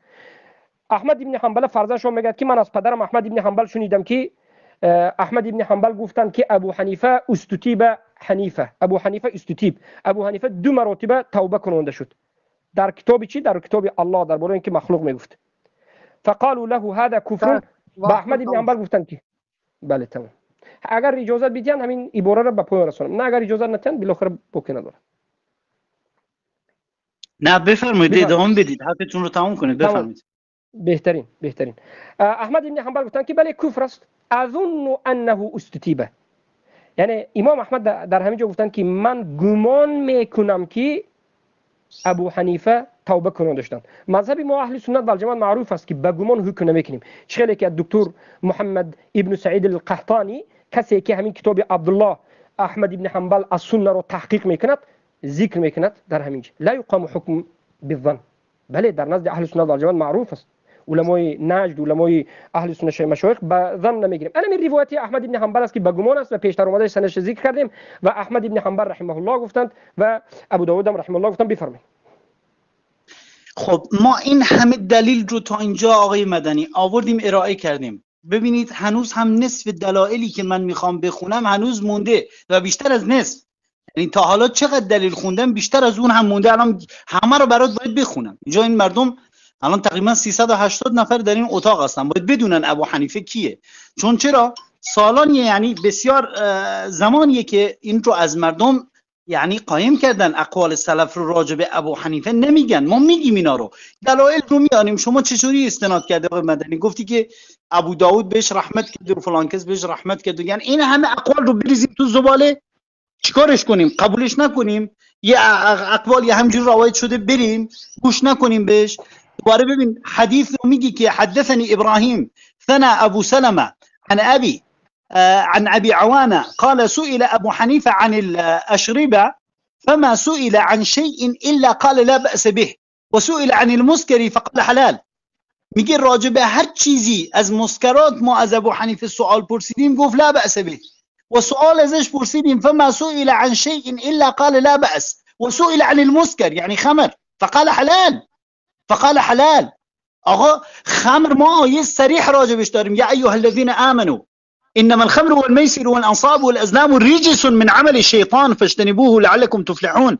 یعنی یکی میاد به خمر میگه حلال، یکی میاد به نبیذ شدید. شاید شما بدونید، مردم ندونه نبیذ شدید چیه. نبیذ شدید رو به انگوری میگن یا به خرمایی میگن که میارن اون رو مثل شراب میذارن، انقدر اون رو میذارن که دیگه شدید میشه، یعنی تخمیر میشه، در اون زمان میخورنش که اون هم انسان رو سرخوش میکنه. نوعی از انواع خمره که در زبان عربی بهش میگن نبیذ الشدید، اون رو هم حلال دونسته. در قول دیگری دوباره نگاه کنید، میگه حدثني منصور ابن ابي مزاحم قال سمعت شريكا يقول لأن يكون في كل ربع من أرباع الكوفة خمار يبيع الخمر خير من أن يكون فيه من يقول بقول أبي حنيفة. ببینید شریکا چی میگه راجبه؟ شریکا میگه اگر در هر کوچه ای و یا هر محله ای در کوفه اگر انسانی اونجا بود که خمر میفروخت، یعنی مشروب میفروخت، خیلی بهتر بود از اقوال ابو حنیفه در بین مردم. ببینید در عصر خودش راجع به این آدم چجوری حرف زدن. حالا شما هم بیان بگید توبه کرده راجع به خلق قرآن، مگه مسئلهش همونه؟ ما هنوزم نگفتیم که این آدم راجع به اون توبه کرده. شما چون بحث رو راجع بهش پیش کشیدیم ما گفتیم آقا فقط نه توبه کرده، مگه مشکلش فقط همینه؟ گوش کن بقیه رو بشنو. میگه حدثني ابو الفضل الخراساني ثنى ابو نعيم قال كان الشريك سيء الرأي جدا في ابي حنيفه واصحابه ويقول مذهبهم رد الاثر عن الرسول الله صلى الله عليه وسلم. میگه در گذشته شریکا به شدت راجع به ابو حنیفه با سوء حرف میزد و میگفت که مذهبهم رد الاثر یعنی رسول الله صلی الله علیه وسلم، یعنی اثر رو رد میکرد، بهش حدیث میرسید قبول نمیکرد. اصلا معروف مدرسه اهل رأی در کوفه که مال ابو حنیفه بود، معروفه با حدیث کار نمیکردن. من اون دلایل نیرم که راجب نماز خوندم به هیچ کدومش جواب ندادی آقای مدنی. گفتم در مذهب ابو حنیفه میگه اصلا سوره فاتحه رو نخون، تکبیرۃ الاحرام نکن، فلان نکن. راجب هیچ کدومش جواب ندادی. من بهتم حق میدم چون جوابی نداری، میخوای چی بگی؟ جواب نداری. خب قولهای دیگر رو برات بخونم، گوش کن ببین چی میگه. کان ابو حنیفه یقول، اینو دقت کن، اینو دقت کن دیگه، به خلق قرآن من میگم اونو اصلا فراموش کن. یعنی مشکلات ابو حنیفه انقدر نیست زیاده که اصلا خلق قرآن توش گم میشه. میگه قال كان ابو حنیفه یقول ایمان ابلیس و ایمان ابی بکر الصدیق رضی الله عنه نفس الشيء. یعنی میگه نفس الشيء، قال ابو بکر یا رب و قال ابلیس یا رب. ابو حنیفه ببین رئیس مرجئه ها این فکرش از جعد ابن درهم و جهم ابن صفوان این چنین یاد گرفته. میگه ایمان ابو بکر صدیق رضی الله عنه و ارضاه و ایمان ابلیس لعین علیه لعنت الله مثل همدیگر هستند. این از افکار مرجئه ها همینه که میگن دین یا میگن اسلام قول و عمل و فعل نیست. تو همین بگو لا اله الا الله تمام رستگار میشی. نماز نخون مسلمانی، زکات نده مسلمانی، قتل کن مسلمانی، هر غلطی دلت میخواد بکن مسلمانی. چرا؟ چون گفتی لا اله الا الله. این قول ابو حنیفه رو با سند اینجا ذکر کرده. میگه وحدثني ابراهیم بن سعید ثنا ابو توبه عن ابي اسحاق الفزاري قال كان ابو حنيفه يقول ايمان ابليس وايمان ابي بكر الصديق رضي الله عنه واحد، قال ابو بکر یا رب و قال ابلیس یا رب. این از اصول مرجئه هاست که میگن هر کسی بگه لا اله الا الله ایمانش با ایمان ابو بکر صدیق نفسشه. نعوذ بالله. این رو میخوای چیکار کنی؟ از اینم توبه کرد آقای مدنی. قولهای دیگر رو گوش کن، معنیش اینه که نشنیدی که چی میگه آقای ابو حنیفه. میگه حدثنی، خب این راجب ابن مبارک انه سأل رجل، بله ببین ماشاءالله اینقدر اقوال زیاده که میگه قال ابو حنیفه بخلاف هذا. کسی از ابن مبارک سوال میپرسه حدثني ابو الفضل الخراساني ثنا حماد ابن ابي حمزه السكري عن سلمة بن سليمان عن ابن المبارك انه سأل رجل عن مسألة فحدثه فيها بحديث عن النبي صلى الله عليه وسلم فقال الرجل قال ابو حنيفه بخلاف هذا، فغضب ابن المبارك غضبا شديد وقال أروي لك عن الرسول الله صلى الله عليه وسلم وتأتيني برأي رجل يريد الحديث، لا حدثكم اليوم بحديث وقام. میگه ابن مبارک یه شخصی نزدش اومد سوالی از ابن مبارک پرسید، ابن مبارک هم جوابش رو داد. اون شخص هم به ابن مبارک گفت من همین سوال از ابو حنیفه پرسیدم، یه جور دیگری به من جواب داد. میگه ابن مبارک عصبی شد، یعنی به شدت عصبی شد. فغضب ابن المبارک غضبا شدیدا، به شدت عصبی شد. و قال اروی لك عن رسول الله، گفت که من از پیامبر برای تو نقل قول میکنم، تو از یه آدمی برای من حدیث میاری که حدیث پیامبر صلی الله علیه وسلم رو رد میکنه. به خاطر همین از مجلس بلند شد و اون روز برای هیچ کس حدیث نگفت. وقتم تموم شد؟ تمام 6 شد. همین شیخ گوزدن تو هم قرار گوزد. باشه.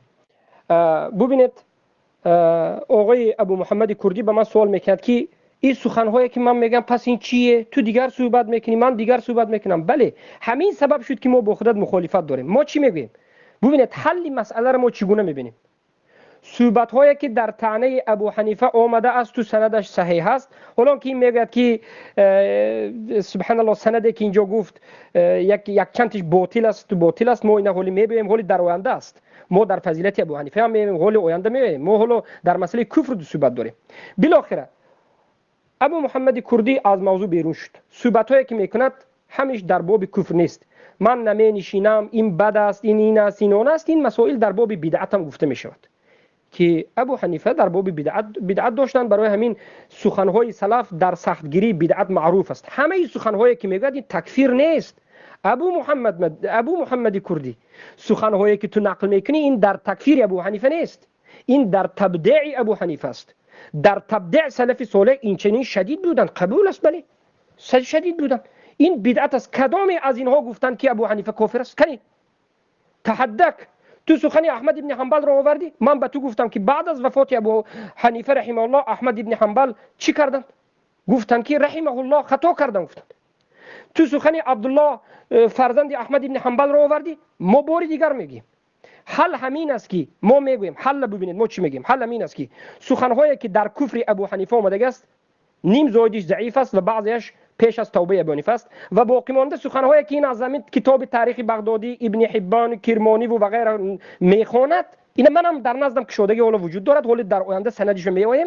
سخنی سختی که حالا یکی از سخنهای سخت رو در حق ابو حنیفه گفت حالا میآیم ایمان من جبریل، این باطل است، این کذابی است و این دروغگویی در حق ابو حنیفه است. سندش در نزد من هست که ابو حنیفه رحمه الله میگه که هر کسی که از نام من سخن گفت کذاب است و این بار دیگر دلالت میکند که کسایی که ابو حنیفه را طعنه میزنند کذابین هستند، سند جاهل هستند. ما میدونیم که اینها کدام وقت خواهند سند جهالت شیطانی کت میبرند. لیکن بالاخره حل همین است. ابو حنیفه رحمه الله خطا داشتند، بدعت که داشتند. سلف همه سخنهایی که گفتند این در باب سختگیری بدعت است، نه در باب تکفیر است.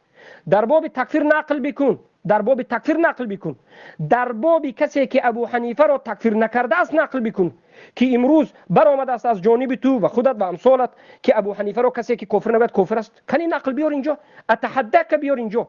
نقلایی که میکنی از موضوع بیرون است، در باب بدعت است. تو دو سه قولی که آوردی از احمد ابن حنبل و غیره که ابو حنیفه رو تکفیر کردند برایت حجت به سند قائم کردم، قبول کردی که ابو حنیفه در اینجا توبه کرده است. برس اکنون ما میدونیم که ابو حنیفه چی مشکلی دارد، لیکن تو بیار مسئله کفری رو، خلق قرآن رو قبول کردی که ابو حنیفه در این توبه کرده است، مرحمت کفری دیگر رو بیار.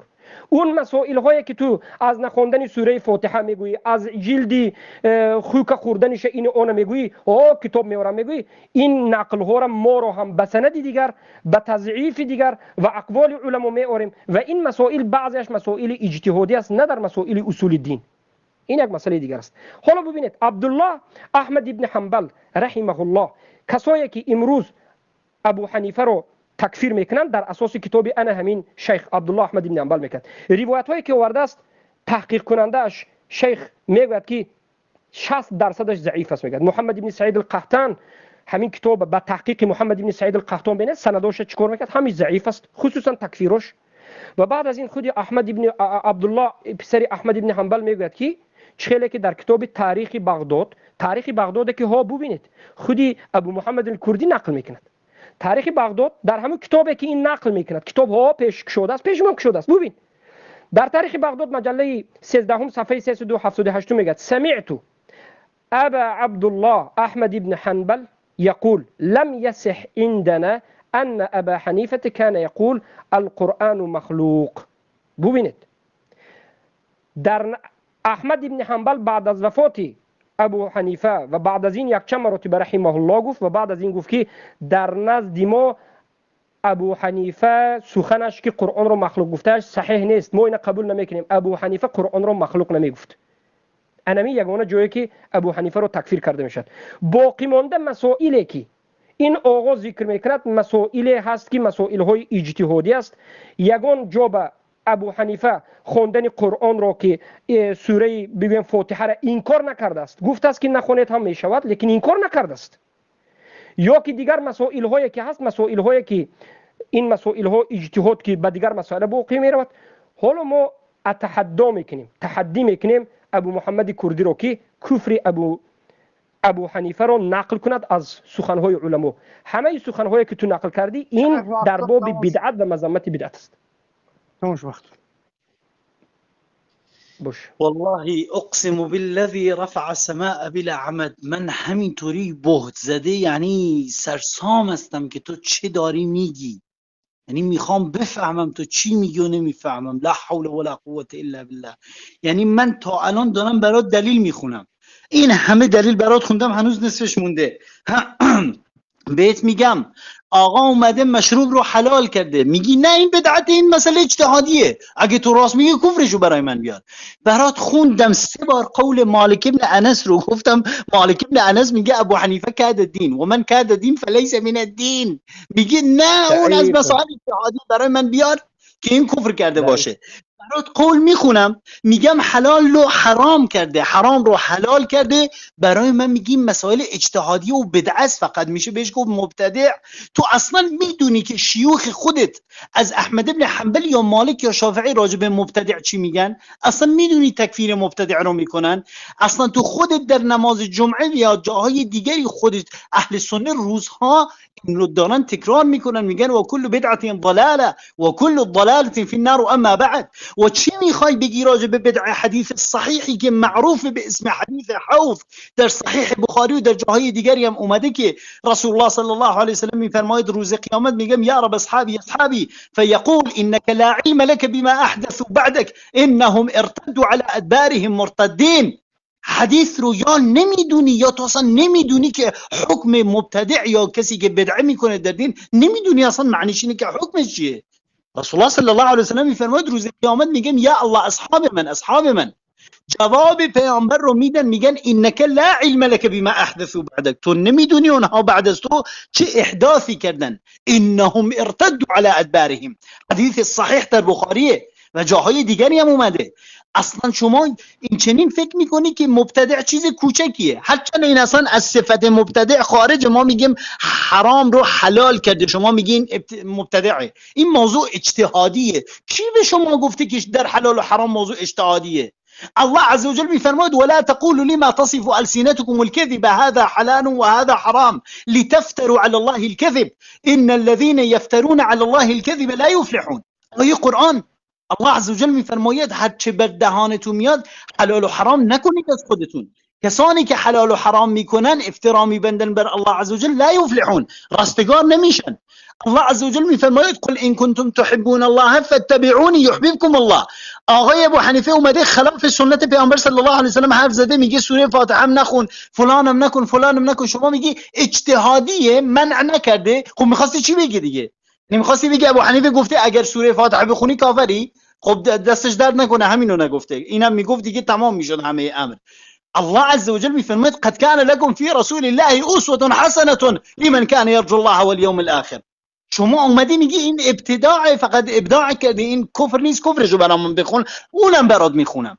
ببین تو از هر راهی در بیای من اون راهو میبندم والله العظیم. یعنی این رو به فضل الله عز وجل میگم، از بس که شما فقیر هستید، یعنی از بس که هیچی نداری دفاع کنی از این شیخ مجرد، از بس که هیچی نداری ازش دفاع کنی، از هر راهی در بیای من اون راه رو به تو میبندم. گوش کن اقوال کفرش رو برات بخونم. هی میگی کفرش رو بخون، انگار تا حالا کفرش رو نخوندم. حدثني ابو الفضل ثنى الحسين بن الفرج الخياط ثنى ابراهيم بن ابي سويد قال سمعت حماد بن سلمة يقول ابو حنيفة هذا والله اني لارجو ان يدخله الله نار جهنم. حماد بن سلیمان رو خودت میشناسی کیه؟ از الله تمنا میکنه که ابو حنیفه رو به آتش جهنم در بیاره. حالا قول مالک و قول احمدم که بهت گفتم اونم فراموش نکن. قول سفیان ثوری هم که بهت گفتم که گفت در اسلام هیچ ضرری، هیچ شری بزرگتر از ابو حنیفه متولد نشده. این رو شما تکفیر نمیدونی، پس این چیه؟ هیچ ضرری مثل اون متولد نشده یعنی چی؟ گوش کن دوباره میگه حدثني ابو الفضل الخراساني ثنا محمد ابن عمير قال سمعت سفيان بن عيينة يقول ما ولد في الاسلام مولود اضر على الاسلام من ابي حنیفه. این یعنی چی؟ این یعنی چی؟ میگه هیچ کسی در اسلام متولد نشده که ضررش بر اسلام بیشتر باشه از ابو حنیفه. کسی که به اسلام ضرر میزنه حکمش چیه؟ کافر یا مسلمانه؟ میگه تکفیرشو برای من بیار از اهل علم. پس اینا چیه برات میخونم؟ جوکی یا چیه برات میخونم؟ اینا رو گوش کن دوباره. میگه حدثني محمد بن علي ثنا سفيان قال كنت عند ابي حنيفه يوما فاتاه رجل فساله عن مساله في صرف فاخطا فيها فقلت يا ابا حنيفه هذا خطأ فغضب وقال للذي أفتاه اذهب فاعمل بها وما كان فيها من إثم فهو في عنقي. میگه من رو ترجمه نکنم اشکال نداره، بفرما.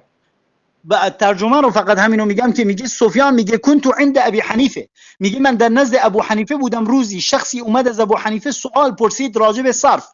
أخطأ فيها أبو حنيفة خطأ كرد الجواب. فقلت يا أبا حنيفة هذا خطأ، بيش گفتم تو خطأ جواب دادی. فغضب، عصبانی شد. وقال للذي أفتاه، وبكسي که بهش جواب داده بود گفت برو فعمل بها، همونی که بهت گفتم انجام بده. وما كان فيها من الإثم فهو في عنقي، برو انجام بده، اگرم مشکلی بود گناهی بود به گردن من. بفرمایید. بارک الله فیکم. مردم خود شما باید خوب دقت بکنید و قضاوت بکنید. حالا پیش مرا میگیری نمیگیری، اتحداک و غیر ذلك صحبت های اضافی است. ببین خودت به کجای داخل شده باشی، انا همون جا رو ما به خودت رد زده ایستادیم، هیچ جای فراری نیست. ما هم همون سخن خودت رو میگیم. به هر کجای دروازه رفتی همون دروازه رو بر رویت محکم میکنی، جای فرار نداری. ابو محمد کردی سخن ابو احمد ابن حنبل رو شدی آوردیم، الحمدلله اقرار کردی که در حقیقت ما این سخن قبول کردیم به سندش. و بعد از این ببینید همون کتاب خطیب بغدادی رو که این مطالعه کرده گفته میستد و کرمانی و غیره رو ما از همین کتاب آوردیم که در همون جا روایت هست که ابو حنیفه رحمه الله از این سخن ها گشته است، لیکن اینها مقصد دیگر است. مقصد که ابو حنیفه را تکفیر کردن تمام. ما چی است؟ ما همه این سخن هایی که خونده شده است میدونیم، سخن های خوب رو هم میدونیم و بین این جمع میکنیم. میگیم که ابو حنیفه توبه کردن در یک قسم، در قسم دیگری در بدعت بودند و همه این صحبت هایی که ابو محمد کردی میخواند، ببینید ابو حنیفه غضب کرد، ابو حنیفه حلال کرد، حلال مگر تشریع نیست. ابو حنیفه شراب رو حلال نکرد. ما این نبیذ رو اگر گفت نبیذ که مس نمیکند، مس نکردن نبیذی که به نام شراب است، این مسئله فقهی دیگر است. ابو حنیفه اصلی شراب رو حرام گفت. این تهمت به ابو حنیفه است که شراب رو بالکل حلال کرده باشد رحمه الله. و بعد از این ما این خطاگی ابو حنیفه رو قبول نداریم. خطاگی کردن بله، برای همین علما گفتند که به اسلام بد سختتر از ضرر ابو حنیفه چیزی نیست. این در باب بدعت است. تا به حال اون سوالی که به تو کردم، کفر ابو حنیفه رو بیار که تکفیر میکنی ابو حنیفه رو در اساس همون، و کسایی که ابو حنیفه رو رحمه الله میگه بیار که چرا رحمه الله گفته رو تکفیر میکنی. احمد ابن حنبل گفتی دروازه رو برویت بستم، اقرار کردی. عبدالله ابن احمد ابن حنبل دروازه رو از کتاب خطیب بغدادی آوردم، دروازه بسته. انا اکنون سخن دیگر علما رو ببین. سخن ابو داود سیجستانی آوردیم، سخن دیگر آوردیم. سفیان ثوری با میریم، ایمان من از جبرئیل بلند گفتم میره. اینها روایت ها همیش باطل است، دروغ است. سندش اگر یک آدم ضعیف داشته باشه هم میلش. در سند روایت هایی که ابو محمد کردی میآورد کذابین و تهمتچی، در اینجا اصلا جهالت و سند انقطاع است و وجود ندارد. ما حالا به سند هم میریم، لیکن گوش بکنید حالا ابو حنیفه رو با همون علمایی که در زمان خودشون بودن چی میگفتن. عن جرير قال لمغيرة جالس أبو حنيفة تفقف عند إبراهيم لو كان حيا لجالسه. یعنی یحیی ابن اکثم از جریر میگه که مغیره گفتن در زمان خودشون اگر ابو حنیفه زنده می بود در نزدش می نشستم تعلیم می گرفتم. اگر ابو حنیفه کافر باشه در نزدش می نشستن؟ نه، از این مراد که در نزد ابو حنیفه می نشستند. ابو حنیفه مشکلی داشت، مشکلیش می دونستن، لیکن رحمه الله مسلمان بود، مرمت سلف. شبابة ابن سوار میگه قال كان شعبة حسن الرأي في ابي حنیفه كثير الترحم عليه. شعبه گمانش، فکرش، اندیشهش در بالای ابو حنیفه خیلی هم خیر بود و بسیار ابو حنیفه را ترحم میکرد، رحمه الله میگفت.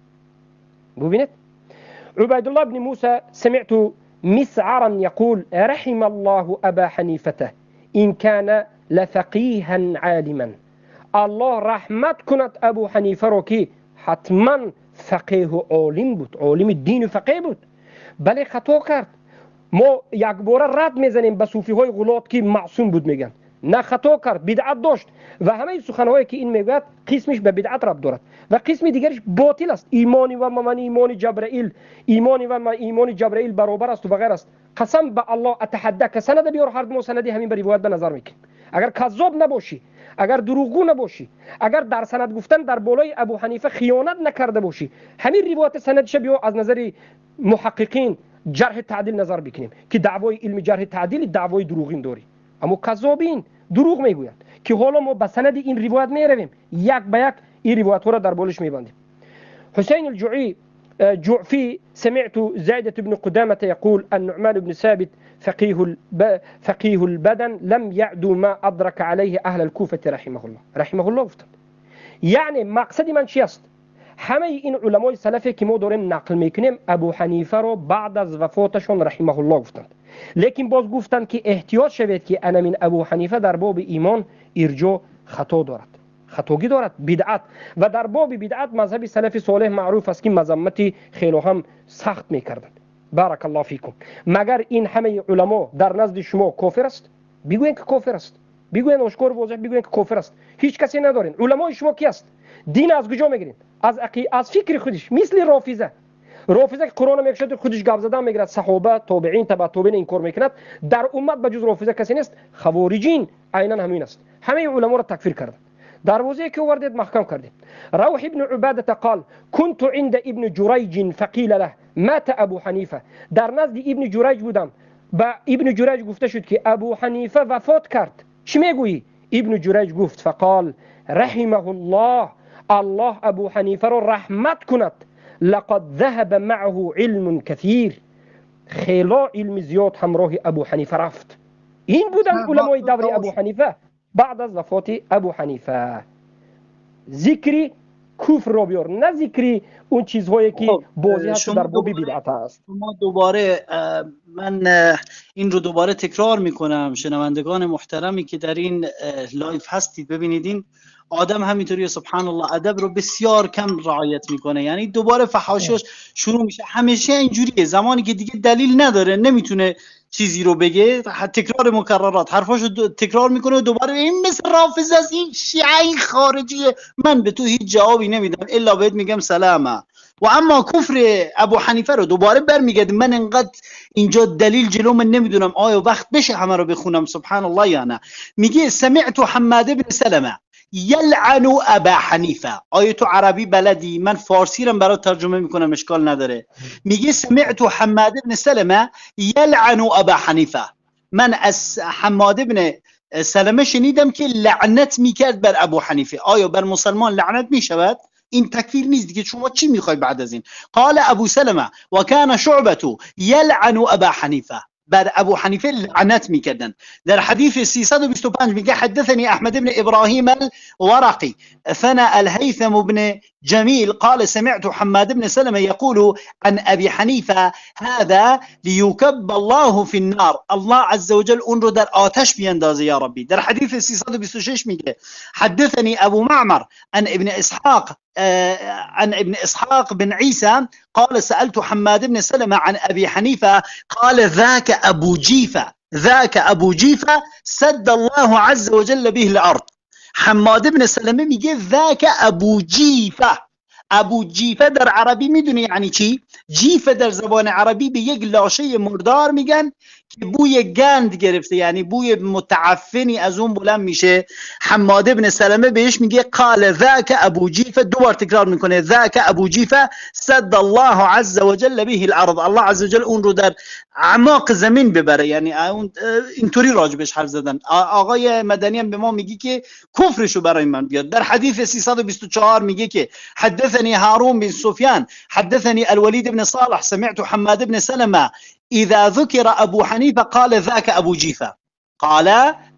أبو جيفة.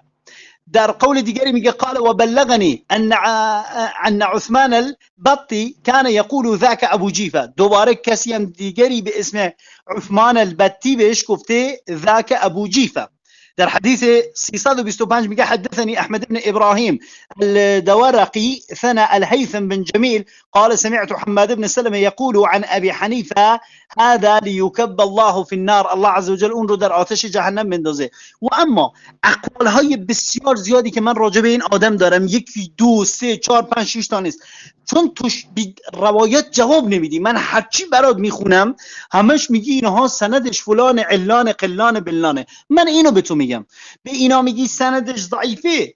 آقا جان 4 تا از علمای جرح و تعدیل رو برای ما بیار که راجع به یکی از روات اینا حرف زده باشه، بگی فلان کس رو عالم جرح و تعدیل گفته این آدم کذابه یا متهمه یا مجهول الحاله.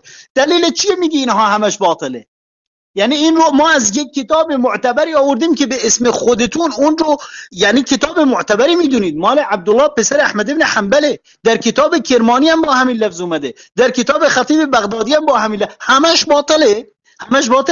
اما اقوالی که شما بهش استناد میکنید راجع به مدح ابو حنیفه همش صحیحه. والله ما لكم كيف تحكمون، ما لكم كيف تحكمون. چجوری این شیوه تحاکم شما؟ یا حرف نزن یا نگو ضعیف، درست نیست، دروغه، یا بفرما بسم الله هاتوا برهانکم این کنتم صادقین، بیار ثابتش کن. من راجع به ابو حنیفه بسیار گفتم، آیه برات خوندم، حدیث برات خوندم، تا الان هیچ چیزی جز چند کلمه تکرار مکررات از تو نشنیدیم. چی گفتی؟ من حرفاتو یه بار دیگه برای شنوندگان تکرار کنم. همش میگی ما این باب رو ازت گرفتیم، ما جواب دادیم، این رافضیه، این خوارجه، این از فکر خوارجه، این فلان رو تکفیر میکنه، این بلان رو تکفیر میکنه، همش اینو میگی. جز این هیچی داری بگی؟ همه این چیزایی رو که راجع به ابو حنیفه گفتیم شراب رو حلال کرده. چی گفتی راجبش؟ گفتی نه قول دروغ باطل، نبیذ رو حلال کرده. خب اصلا سندش رو میخوای دوباره برات بخونم؟ تو هر چی بگی من سندن برات میخونم که نگی دروغه. اگرم گفتی دروغه بفرما سند رو برای ما بیار، برای ما سند رو کامل شرح کن، بگو اینها با این سند این شخصی که شما در حدیث آوردی میخونی بهش استناد میکنی طعن راجع بشه، طعنش رو برای ما بیار. یا از هوای نفس خودت میگی ضعیفه؟ کدومشه؟ حدیث رو دوباره بیاریم یک لحظه. ابا کجا بود حدیث؟ والله از وقتم هم داره میره، میخوام بیشتر حرف بزنم تا اینکه دنبال این بگردیم. بله حدیث اینهاش میگه حدثني ابراهیم ثنا ابو سلمة البوذكي. شما بفرست. اما بعد در مسئله این که ما تا به حال به شما برادران و خواهران عزیز اهل سنت و الجماعه بیان کردیم و طرف مقابل رو هم تحقیر نکردیم. ما گفتیم روش رافضه هم همچنین است برای فهمیدن شما، ما تحقیر هم نکردیم و تحقیر هم نمیکنیم. یکی ببینید ابو حنیفه رحمه الله را تکفیر کردن در اساس سخن احمد بن حنبل. آوردیم که احمد بن حنبل بعد از وفات رحمه الله گفت. ابو داود سیجستانی، شعبه، 10 نفر آوردیم؟ بله. 100 نفر دیگر می آوریم؟ بله. لیکن حالا ببینید کمی پیش نقل کرد که ابو حنیفه گفتند که ایمان من، ایمان ابوبکر، ایمان ابوبکر، ایمان ابلیس یک چیز است. یعنی این سخنی در حقیقت کفر است و دوام هم دارد. این از کجا خوند؟ خودش گفت از کتاب خطیب البغدادی. ما سندش که نقل میکنیم، سندی کذابین نقل بکنیم، خوب نظر بکنیم. روایت اخبرنا ابو القاسم عبد الرحمن بن محمد بن عبد الله سراج بن سابور اخبرنا ابو الحسن احمد بن محمد بن العبدوس الطرائفي حدثنا عثمان بن سعيد الدارمي حدثنا محمود بن موسى الأنطاكي قال سمعت ابا اسحاق الفزاري يقول، شنیدم که اسحاق الفزاری میگفت سمعت ابا حنیفه یقول. اسحاق الفزاری شنید که ابو حنیفه میگفتند. چی میگفتند؟ ایمان ابی بکر و ایمان ابلیس واحد. ایمان ابو بکر و ایمان ابلیس یک چیز است. اعوذ بالله. قال ابلیس گفت که یا ربی و قال ابو بکر الصدیق یا رب. ابلیس هم گفت که یا رب، ابو بکر الصدیق هم یا رب. و من کان من المرجئه لم يقل فانكسر عليه قوله. همین روایت در اساس همین روایتی بعد از خلق قرآن که احمد ابن ابو حنیفه رو در اساسش تکفیر میکردند و از سخن گشتند، انا که دومین شبهه که سخت‌ترین شبهه در اساس همین ابو حنیفه رو تکفیر میکنند. خودی ابو محمد الکردی روایت کرد. لیکن حالا سندش نظر بکنید، اینها هم چرت و پرت از همه طرف دروغ و بر دروغ آوردن میگیرن. کنی تحقیق، کنی علم، نظر بکن. این سخن باطل است، هم سندن و هم متنا به ابو حنیفه رحمه الله. اما در سندی همین سخنی که آقای ابو محمد الکردی روایت کرد، محبوب بن موسی الانطاکی گفتن انسان است. محدثین بیار میگه، محدثین بیار که چی میگه؟ ابو داوود محدثین صاحب کتاب سنن شاگرد احمد بن حنبل، ابو داوود در بالای این انسان میگه که محبوب بن موسی الانطاکی لا يلتفت الى حکایاته التالفه. به حکایت های انمین محبوب ابن موسی انطاکی کرده هرگز نظر کرده نمی شود. یک روایت های بیکاره دروغ است. قبول نداری ابو داوود؟ بار دیگر نظر بکن. الدار قطنی در بالای انطاکی چی میگه؟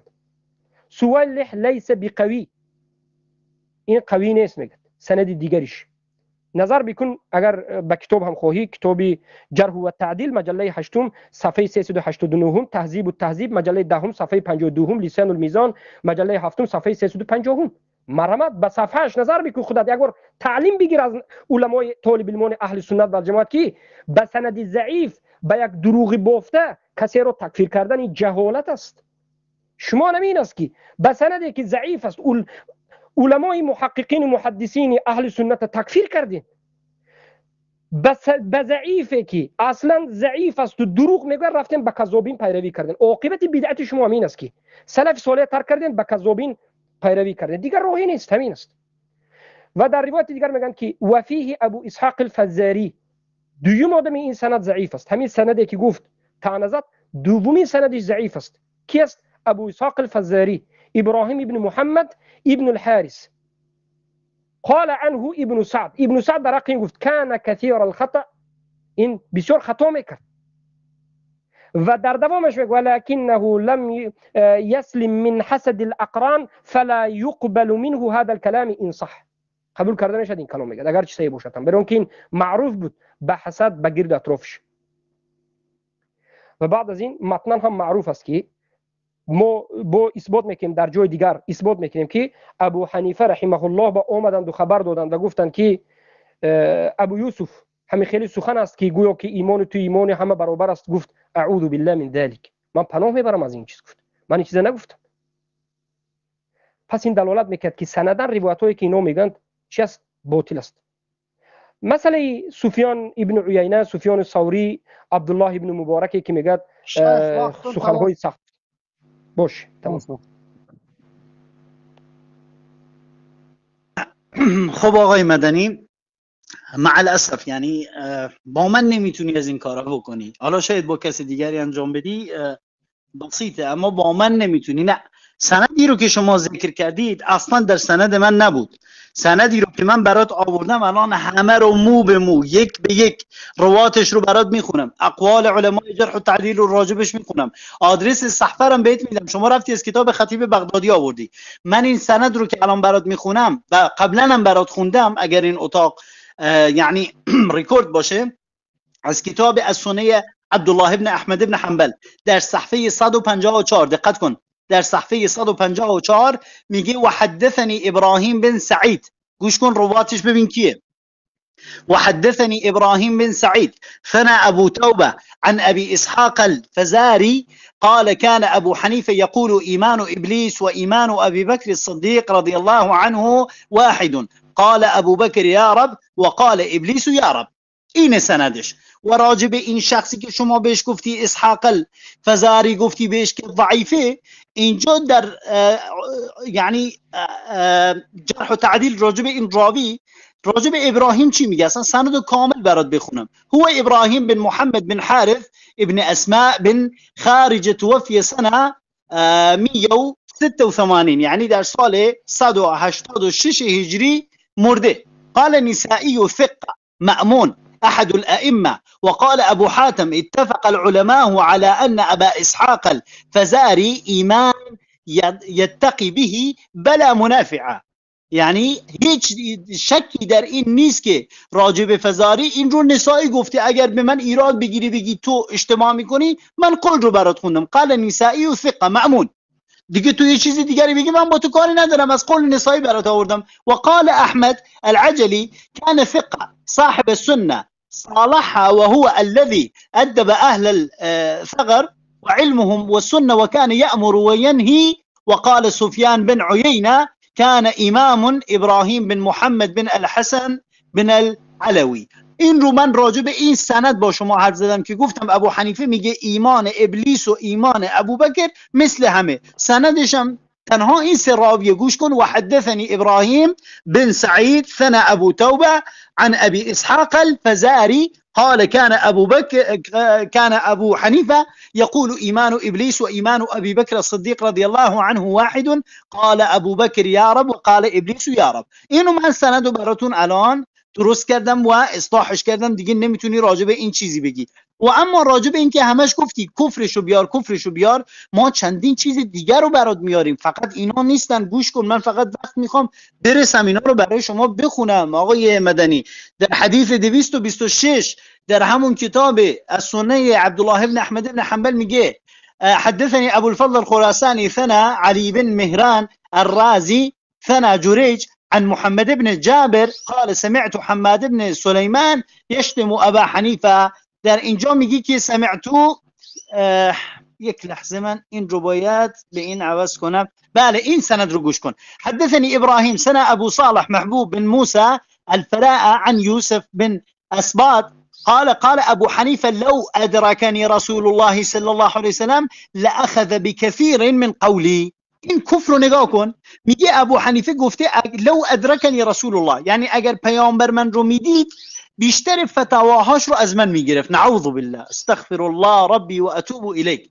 یعنی تو چند تا از این حرفا رو میخوای والله العظیم آقای مدنی من تعجب میکنم چند تا از اینا رو میخوای بگی دروغه؟ مگه یکی، دو تا، 10 تا، 20 تا، 100 تا، 200 تا، چند تا از اینا میخوای بگی دروغه؟ همش دروغه، همش دروغه. که ابو حنیفه میگه لو ادرکنی رسول الله صلی الله علیه وسلم لاخذ بكثير من قولی، اگر من رو میدید رسول الله صلی الله علیه وسلم قطعا از اقوال من میگرفت و با اقوال و با آراء من بین مردم فتوا میداد. نعوذ بالله استغفر الله ربی و اتوب الیه. این کفر بواح دیگه نمیدونم والله العظیم چی بگم که دیگه احتیاجی نداره واقعا چیزی بگم. در حدیث دیگری میگه سمعت حماد بن سلمة یقول ابو حنیفه هذا والله انی لارجو ان این رو براتون خوندم، دوباره این سند رو براتون خوندم، این با یک لفظ دیگری اومده چون یک لفظ نیست. این رو هم براتون خوندم که حماد بن سلیمان لعنت میکنه بر ابو حنیفه. آقای مدنی اینا رو چی میگی؟ مگه نگفتی از کفرش بیار؟ آوردیم دیگه، چندین بارم برات آوردیم. ذاک ابو جیفر رو برات وقت تمام بفهم. تمام شد. اما بعد بارك الله فيكم. مختصرا سندی که آورد سندی سوخته و البته که ضعیف است. ما چیزی که گفتیم انا همه ثابت است و روایتی که آورد روایت ضعیف است و تهمت به ابو حنیفه در مسئله ایمان است، زیرا که به سند صحیح ابو حنیفه رحمه الله این چیزا خودشون انکار میکنن، این انمین روایت رو انکار میکنن و بعد از این میگه که ابو حنیفه رو لعنت کردند. آیا این دلالت به کافر بودن ابو حنیفه نمیکند؟ نه، لعنت هرگز به کافر بودن ابو حنیفه نمیکند. در نزد سلف صالح لعنت به کسی که اهل بدعت باشد و بدعتش منتشر شده باشد معروف است، به مانند ارجاء و غیره. این معروف است. لیکن افسوس که از سبب جهل بعضی از انسان ها از این قضیه بیخبرند. قضیه لعنت دیگر است، تکفیر دیگر است. لعنت رو بله لعنت و تکفیر نظر کرده می شود در یک منهج، لیکن لعنت رو به اهل بدعتی که دعوت کننده به بدعتش است مناظر کنندش کرده می شود. لعنت تکفیر نیست. ما بار دیگر طلب میکنیم ابو حنیفه رو شما تکفیر کردید. کسی که ابو حنیفه رو رحمه الله گفت تکفیر کردید، دلیل شما کجاست؟ احمد ابن حنبل است؟ جواب شد. کتاب‌های سندهایی که آوردید جواب شد.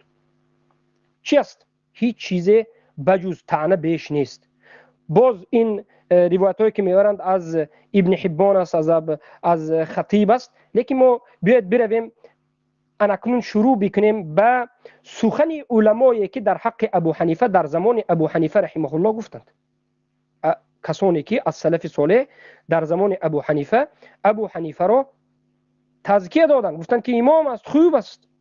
تا به حاضر ما منهجی آمده ایستادیم. آهسته آهسته ردهای اینا جواب داده، سنداش گفته. اکنون نوبت خوندنی ما هم آمد. بالاخره تا صبح تا فردا کتاب خوندن میگیریم. چه خیلی که تا از اول تا آخر آقای ابو محمد کردی. آقای مدنی یه لحظه عذر میخوام. آقا جان شما من هر چی بهت بگم یک مسئله عربی داره میگه عنزه لو طارت. عنزه لو طارت. متوجه شدی؟ اگه میخوای برات ترجمه کنم. یعنی دو نفر ایستاده بودن، یکیشون یک کلاغی رو از دور دید گفت این بوزه، دیگری گفت آقا کلاغه، گفت والله بوزه. بعد از کمی این کلاغه پرواز کرد. این یارویی که میگفت بوزه وقتی ما رو نظر بکنید، خب وقت شما همینه. گفت عنزل و طارت، گفت این بوزه، حتی اگر پرواز کنه بوزه. شما هم همینو میگی. ما هر چی دلیل میاریم حرف ابو محمد وقت نماز من بیشتر از این با شما حرف نمیزنم. اما اگر آقای مدنی بله اجازه بده، اگر انشاءالله راجع به هر موضوع دیگری که اگر خواستی، این برادری که بین من و شما وقتها رو برامون میگرفت انسان عادلی بود، الله سبحانه و تعالی یا ربی اونو ما رو هدایت کنه یا ربی. همین برادر اگر بیاد، ما یک لایو زنده رو در پیج خودم درست میکنیم، تشریف بیار و همینطوری با ادب حرف بزن، بدون تمسخر کردن، بدون استهزا کردن. ما انسانیم، حرف میزنیم، دلایل رو میاریم، مردم خودشون عقل دارن، فکر میکنن، احتیاجی نیست به همدیگر طعنه بزنیم، به همدیگر یعنی فوش و بد و بیرا. ما انسانیم، کجا انسان مسلمان فوش و بد و بیرا میگه؟ و من بسیار متشکرم از همه دوستانی که در این گروه حوصله کردن، حرفای من رو شنیدن و حرفای شما رو شنیدن. از همه معذرت میخوام اگر به شیوه حرف زدم کسی رو ناراحت کردم. والله تنها غیرتا للدین، یعنی تنها غیرتی برای دینمه، وگرنه من با شما هیچ مشکل شخصی ندارم.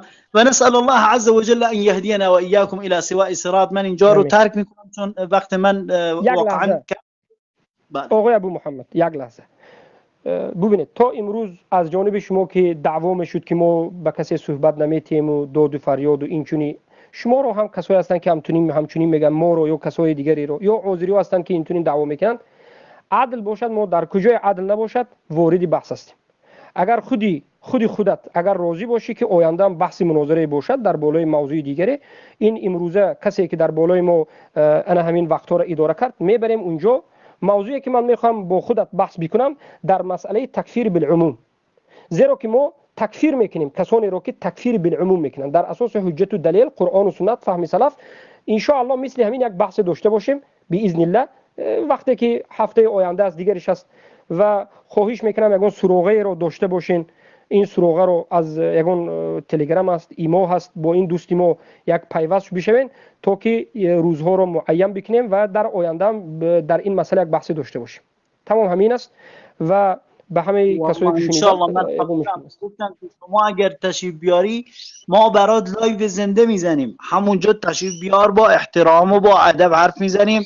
مناظرم یعنی همین، یعنی دو نفر حرف میزنن، مردم گوش میکنن، کدومشون قولش احسنتر بود بهتر بود اون رو قبول میکنن. همین مناظره، نه اینکه ما به جان هم بیفتیم تو جاهلی، تو نفهمی، تو فلانی. این که طرز حرف زدنه، والله بالله اصلا این من مخالفم با اینجور حرف زدن. انسان با ادب ادله ها ما نگفتیم، ما این صفات رو نداریم. با تمام احترام، الجزاء من جنس العمل. کمی خودت هم بعضی میگویی کمی میگوییم، خاموش باشی خاموشیم، یگان مشکل ندارد. مسئله علم است، دین است، حجت به طعن و لعن نیست. بوکی ندارد وقتی که وقت نماز است، کسی که یک نماز دیده و دونست ترک میکنه کافر است. وقتی نماز باشد ما اجازت میدیم، لیکن ما کمی صحبت های علما رو در این باب که خودت در همین کتاب بغدادی دیدی، ابن حبان دیدی، عبدالله ابن احمد دیدی و مناقب امام ابو حنیفه در دیگر کتاب‌هایی که امام الذهبی و ابن کثیر و غیره ده ها کتاب است دیدی، کم مطالعه میکنیم مسئله ما هم به پای میرسد. بارک الله فیک. خیلی خوب، بارك الله لكم. نسأل الله عز وجل أن يهدينا وإياكم إلى سواء الصراط. آمين آمين اللهم آمين. والسلام عليكم ورحمة الله تعالى وبركاته. وعليكم السلام ورحمة الله وبركاته. برادر عزیز، الله اکبر، الله يستر. شیخ السلام علیکم تعالی و برکاته. چی گفت؟ یک بدعت است. البته ما به بدعت تکفیر نمیکنیم، بوک ندارد. این دلالت به همون بدعت میکند. چی بفرمایید برادر طالب علم و مشایخی که اینجا هستین صحبت بکنین. کمی در پیش از صحبت شما، پیش از تعلیقایی که شما میکنید، بعضی اناکنون سخنهای سلف رو مطالعه کنیم. ابو عمر صدا تو پست است. ببینید صحبت من تکفیر بکنه یک شب در آخر بگه که الله برکت و متیه السلام علیکم. چون من حیران شدم شیخ. بله ولی به این میرویم ما. حالا ببینید برادر عزیز، چرا ما سخنهای علما رو در فضیلت ابو حنیفه یک باره نقل نکردیم؟ ما سخنهای ابو حنیفه رو به دو قسم تقسیم میکنیم. یعنی سخنهای علما در باب ابو حنیفه رو به دو قسم تقسیم میکنیم.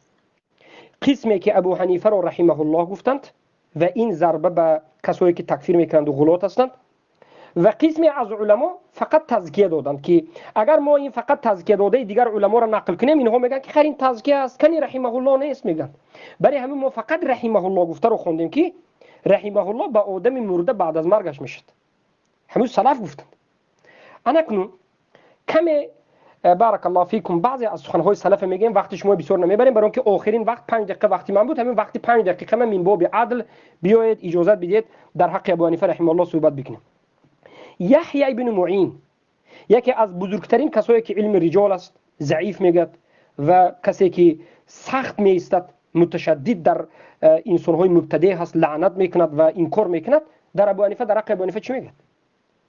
انا همین خطیب البغدادی که کسایی که طعنه به ابو حنیفه میزنند، خطیب البغدادی از همونجا روایت میکنه. لیکن کتاب خطیب البغدادی یک قسمش طعنه به ابو حنیفه، یک قسمی با همون مناقب ابو حنیفه ذکر میکرد. خطیب بغدادی نو انصاف نشدن که فقط گنده کنند ابو حنیفه، نقضش هم ذکر کردن، لیکن افسوس که اینا نقضش قبول نمیکرد. حالا می خطیب البغدادی به اسنادش از یحیی بن معین روایت میکند که قال یحیی بن معین گفتند كان ابو حنیفه لا يحدث بالحديث الا ما يحفظ ولا يحدث بما لا يحفظ. ابو حنیفه همچنین انسان بود که سخن میکرد از حدیث پیامبر فقط چیزی که انیق و دقیق از یاد میدونست. چیزی که انیق و دقیق نداند کمتر لفظش دیگر باشد هرگز از زبان پیامبر دروغ نمیگفت. ابو حنیفه از زبان پیامبر دروغگو نبود. خیلی که امروز دو سه جوانچه‌های بر اومدن و میگن که ابو حنیفه از زبان پیامبر دروغ میگفت، سخن پیامبر رد میکرد. مرحمت یحیی بن معین گفت در کدام کتاب؟ تاریخ البغداد مجله 13 صفحه 449، التهذیب کتاب دهمین مجله دهم صفحه 450، سیر اعلام النبلاء امام الذهبی مجله 13 صفحه 395. انمی سخنی یحیی بن معین اومده است. یحیی بن معین میگن که ابو حنیفه از زبان پیامبر دروغ نمیگفتند، دروغگو نبودند. طعنه که کسی که همین میزنه دی کذاب است به ابو حنیفه. بعد از این باز خطیب البغداد روایت میکرد که عنه ايضا من طريق احمد بن الصلت الحماني قال سمعت يحيى بن معين وهو يسأل عن ابي حنيفه اثقة هو في الحديث؟ قال نعم ثقة وكان والله اروع من ان يكذب وهو اجل قدرا من ذلك. يحيى بن معين رو پرسیدند، یعنی محدث سلف صالح پرسیدند که در حق ابو حنیفه چی میگویی؟ ابو حنیفه ثقه بود در حدیث یا نه؟ بله، در این مسئله اختلاف است. بعضی ها ثقه گفتند، بعضی ها صدوق گفتند، باکی ندارد. اما یگان نفر از علما ابو حنیفه رو تکفیر کرده، به همون به تکفیر بعد از مرگش هم نایستاد. این باطل است این سخن. ابو حنیفه را کذاب هم نگفتند، از نام رسول الله دروغ میگوید هم نگفتند، بلکه ببینید چی گفتند. گفتند که ثقه است. بله، اینجا یحیی بن معین قسم میخورد و میگه که والله میگه ابو حنیفه خیلی هم پرهیزگارتر و تقواتر از خیلی هم از الله ترس میترسید که در حق پیامبر دروغ گفت. در حق پیامبر دروغ، از نام پیامبر دروغ نمیگفت ابو حنیفه. و هو اجل قدر من ذلك، درجه ابو حنیفه از این بلند بود. بله، حدیث هایی که ابو حنیفه روایت میکردند ضعیف است و غیر و غیره. ضعیف بودن بعضی حدیث، ضعیف بودن مذهب ابو حنیفه در بعض باب این دلالت نمیکنه که ابو حنیفه قصداً مخالف پیامبر برآمده باشد. نه والله، چقدر کتاب های غیر از بخاری و مسلم تمام کتاب ها حدیث ضعیف دارد. اگر یک حدیث ضعیف یک علم روایت کنند، معنیش اینه که این دروغگو در حق پیامبر قصداً ذکر کرد. نه، کتاب شیخ الاسلام رفع الملام عن ائمه الاعلام ذکر بکنید. بعضی حدیث های ضعیف شاید علم صحیح بینت خطا کند، این خطاگیش نش ممکن است، اما قصداً دروغ نمیگفتند ابو حنیفه که امروز طعنه زننده ها میگن که ابو حنیفه کذاب بود و دروغ میگفت. اعوذ بالله. طعنه زنیت هم آخر یک سخن گویت هم در اساس علم کنید، ببینید هیچی ندارن، هیچی نیست. این سخنی که ما گفتیم باز در همین کتاب تاریخ بغداد مجله 13 صفحه 450، تهذیب التهذیب مجله 10 صفحه 450، سیر العالم النبلاء صفحه مجله 6 صفحه 402 آمده است. و باز پرسیده شد همین یحیی بن معین هل حدث سفیان عن ابی حنیفه؟ آیا سفیان از ابو حنیفه یگان چیزی رو سخن کرده است یا نه؟ همین سفیانی که حالا این ابو محمد الکردی میگفت که سفیان ابو حنیفه رو این گفت آن گفت. ببینید یحیی بن معین به سوال دادن که همین سفیان از ابو حنیفه یگان چیز روایت و نقل میکرد یا نمیکرد، یا دشنام میداد. یحیی بن معین سخنش قبول است یا که ابو محمد کردی سخنش قبول است؟ یحیی بن معین سلف صالح میگه که نعم كان ابو حنیفه ثقة صدوق في الفقه والحديث معون على دين الله. ابو حنیفه ثقه بود، در روایت صدوق بود، در فقه و در حدیث پیامبر صلی الله علیه و و انسان امانتدار در دین الله بود. نظر بکیدم کتابایی که پیشتر گفتیم و خطا کردم. کتابای پیشتر که گفتیم تاریخ البغداد مجله 34 این انمین به همین روایت داخل دارد و پیش از این سخنی گفتم در کتاب تاریخ البغداد و با همین در همین جمعش وجود دارد. الله اکبر. پس یحیی بن معین وقتی که میگه که ابو حنیفه هم خیلی آدم است، احمد بن حنبل میگه که ابو حنیفه رحمه الله است، عبدالله احمد بن حنبل وقتی که روایت میکند که پدرم گفت که در نزد ما ابو حنیفه ثابت است که کتاب الله هم مخلوق نمیگفت. وقتی که ابو داوود سیجستانی میگه که رحم الله ابا حنیفه میگوید، وقتی که شعبه رحمه الله میگه، وقتی که دیگر سلف ابو حنیفه رحمه الله میگویند ما سخن این سلفه گیریم یا سخن فهمی ابو محمد الکردی بگیریم. بله سخن‌هایی که ابو محمد کردی گفت ما یک چند سندش ذکر کردیم که باطل است، سخن دوم آوردش که سندش باطل است، لیکن سخن‌هایی که بعد از این آورد که ابو حنیفه را مثلا میگفتند که به اسلام ضرر آورد، این آورد، این سخن را در حق همه مبتدعه گفته میشد. زیرا که ما باید انصاف کنیم. ابو حنیفه در حقیقت خطا کردند در باب ارجاء خطا کردند. ابو حنیفه رحمه الله خطا کردند. سلف در همین خطاگیشون سخن سخت زدند. همین گپ است. بله بعضی از توبه این آن پیش از توبه بود. توبه خودی ابو محمد الکردی قبول کرد. اخیر نتیجه این بحث ما چی شد؟ ابو حنیفه یک مرتبه خطای سخت کرده توبه کرده بودن، سندش قبول است و ابو حنیفه رو علما رحمه الله میگفتند هر سخن سختی که در حق ابو حنیفه میبینید شما نظر بکنید که در حق باید دانید که این در باب بدعت است، نه در باب تکفیر. لعنی که میبینید نه در باب تکفیر است بلکه در باب بدعت است و غیره و غیره. و شما سخن هر دو جانب رو جمع بکنید، گذشته و حاضر و آخر رو، و بعد از این نتیجه چی میبرد؟ نتیجه همین است که ابو حنیفه رحمه الله یک عالم از امت اسلام بودند، یکی از امام های چهارگانه هستند. در باب ایمان خطا کردند وقتی که گفتند که عمل از ایمان است، ایمان زیاد کم نمی شود و این خطاگی ابو حنیفه را شاگرداشون نقل میکنند. ابن ابی العز حنفی نقل میکند در کتاب شرح عقیده طحاوی این خطاگی بدعت است. مرجعه ها در این باب بدعت هستند و سخنهای علما که ضرر آورد و این و آن در همین باب مرجعه است، زیرا که مرجعه هم در حقش علما سخت صحبت کردند. با همین اثبات می شود که کسانی که ابو حنیفه را تکفیر کردند در اساس گمان تکفیر کردند، ناانصافی کردند و این تکفیرشان در اساس جهل است و خطا کردند. و کسانی که ابو حنیفه را تکفیر کرده و هر کسی که ابو حنیفه را تکفیر کند رحمه الله گوید او را هم عذری گفته تکفیر میکنند، اینها غلات خوارج شدند. غلات خوارج. اگر در تکفیر ابو حنیفه بعضی صحبت های علما کتی جهل به واقع شده باشند و تکفیر ابو حنیفه که یک بار خوارج نگوییم خطا کرد گمراه شد اینو آن بگوییم، اما وقتی که ابو حنیفه رحمه الله گفته اینها تکفیر میکنند، اینها به یگان شک و شبهه غلات خوارج هستند. و با همین ما دفاع کردیم ابو حنیفه رحمه الله را و خاک چاشیدیم بر روی طعنه زنندگان ابو حنیفه که تکفیر به طعنه عمومی را در نظر نداریم. طعنه عمومی طرف ما همچون بدعت قبول داریم. طعنه تکفیر خاک پاشیدیم بر روی این تکفیری ها، یا بگویم تکفیری ها نمیگیم غلات خوارج ها، و این چنین ما در همین مجلس ثابت کردیم و خاک چاشیدیم به این پیروانی که خودشان را پیروان ابو حنیفه میگند و دروغین هستند و کذابین هستند و امامشون دفاع کرده نمیتوانند، جاهل هستند، از خری خانهشان جاهل هستند و خودشان بر دروغ ابو حنیفه میگویند و به ابو حنیفه اینقدر غلو کردند، لیکن ابو حنیفه را دفاع کرده نمیتوانند. شرم باد بر شما، ببینید که کی ابو حنیفه را دفاع میکند رحمه الله و بارک فیکم. با همین صحبت من به پایان رسید. تعلیق را به برادرهایی که مشایخ و طالب علمان که اینجا از اهل سنت در جماعت هستند از تاجیکستان و افغانستان داده میشد. بفرمایید هر یک شما کم کمی فکری و اندیشه خود در این باب بگویید و در همین ملخصی بحث هم درباره ابو حنیفه بالاخره یک سخنی بکنید. السلام علیکم و رحمت الله و برکاته که مجموعه استفاده برد. من کمی یک دم بگیرم. السلام علیکم و رحمت الله و برکاته. برادری چند ماسی بزنیم یک دقیقه چطور شماسی پنج الله استخدام شیخ حاضر شما صحبت داشته یک چند مثل جراحه. بله خوش بسم الله بفرمایید. مثلا شما صحبت کرده قطعا من نظر کردم مسئله صحت چه و حتی مسئله آیا همین قول ابو حنیفه است. همین را خواستم بگویم. یکی گفت که ابو حنیفه خمر را اجازه داده است. به الله قسم دروغ است. ابو حنیفه در مسئله نبیذ گپ میزنه و در مذهب ابو حنیفه خود ابو یوسف هم صحبت که اگه میگه نبیذ در ابو حنیفه نبیذ چیزی رو میدونه که از عسل میشید و از ما میگیم انگور قاق میکنید، چی میگیم مویز میگیم، از اون میشید و بالاخره از چیزایی میشید که اونها رو یعنی همچون خمر همچون آب اونها رو بدون ترش کرده. در مذهب ابو حنیفه همین رو نبیذ میگفتن که در پیش ابو حنیفه که خودی ابو یوسف این رو شرح میداد و دروغ میگوید که ابو حنیفه خمر رو حلال گفته است.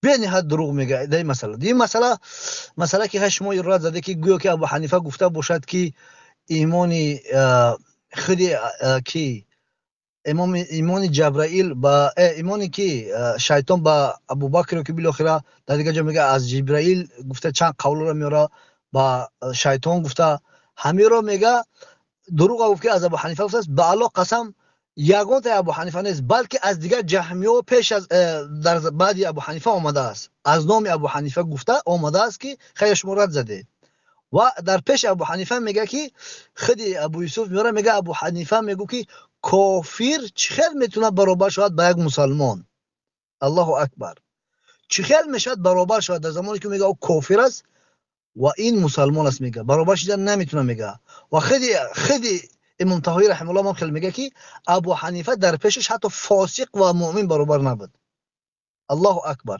اینقدر دروغ اینقدر کذب و سندا را در سند این کاف دید من دیدم مازی از سایت این میگیره بعض قولای تاریخ بغداد در کتاب تاریخ بغداد و برای فایدهش شیعه جمع کرده هستن در گوگل انمی خیلی رد میزنه از گوگل میگیره همین چمی خونده سر شیخ من خونده چی گرفته رفتم شیخ اوجا خوارجا قطعی شیعه یک جو شیده و همونجا گفته قولداره و رد به کی زنگ هستن تکفیر سلف گفته گویا که تکفیر علمای خودتون اهل سنت با ابو حنیفه ببین باید سیم چیز در نمانده خلاصه که چند چیزی که من حاضر خودم همینجا یه پشتم دیدم لیکن وقتی صحبت اینقدر دروغ میگه سندی بافته که در گفته گفته که خیلی همین امام احمد پیسرش همه قولداره در آخر میگه که اینش ضعیفه ایش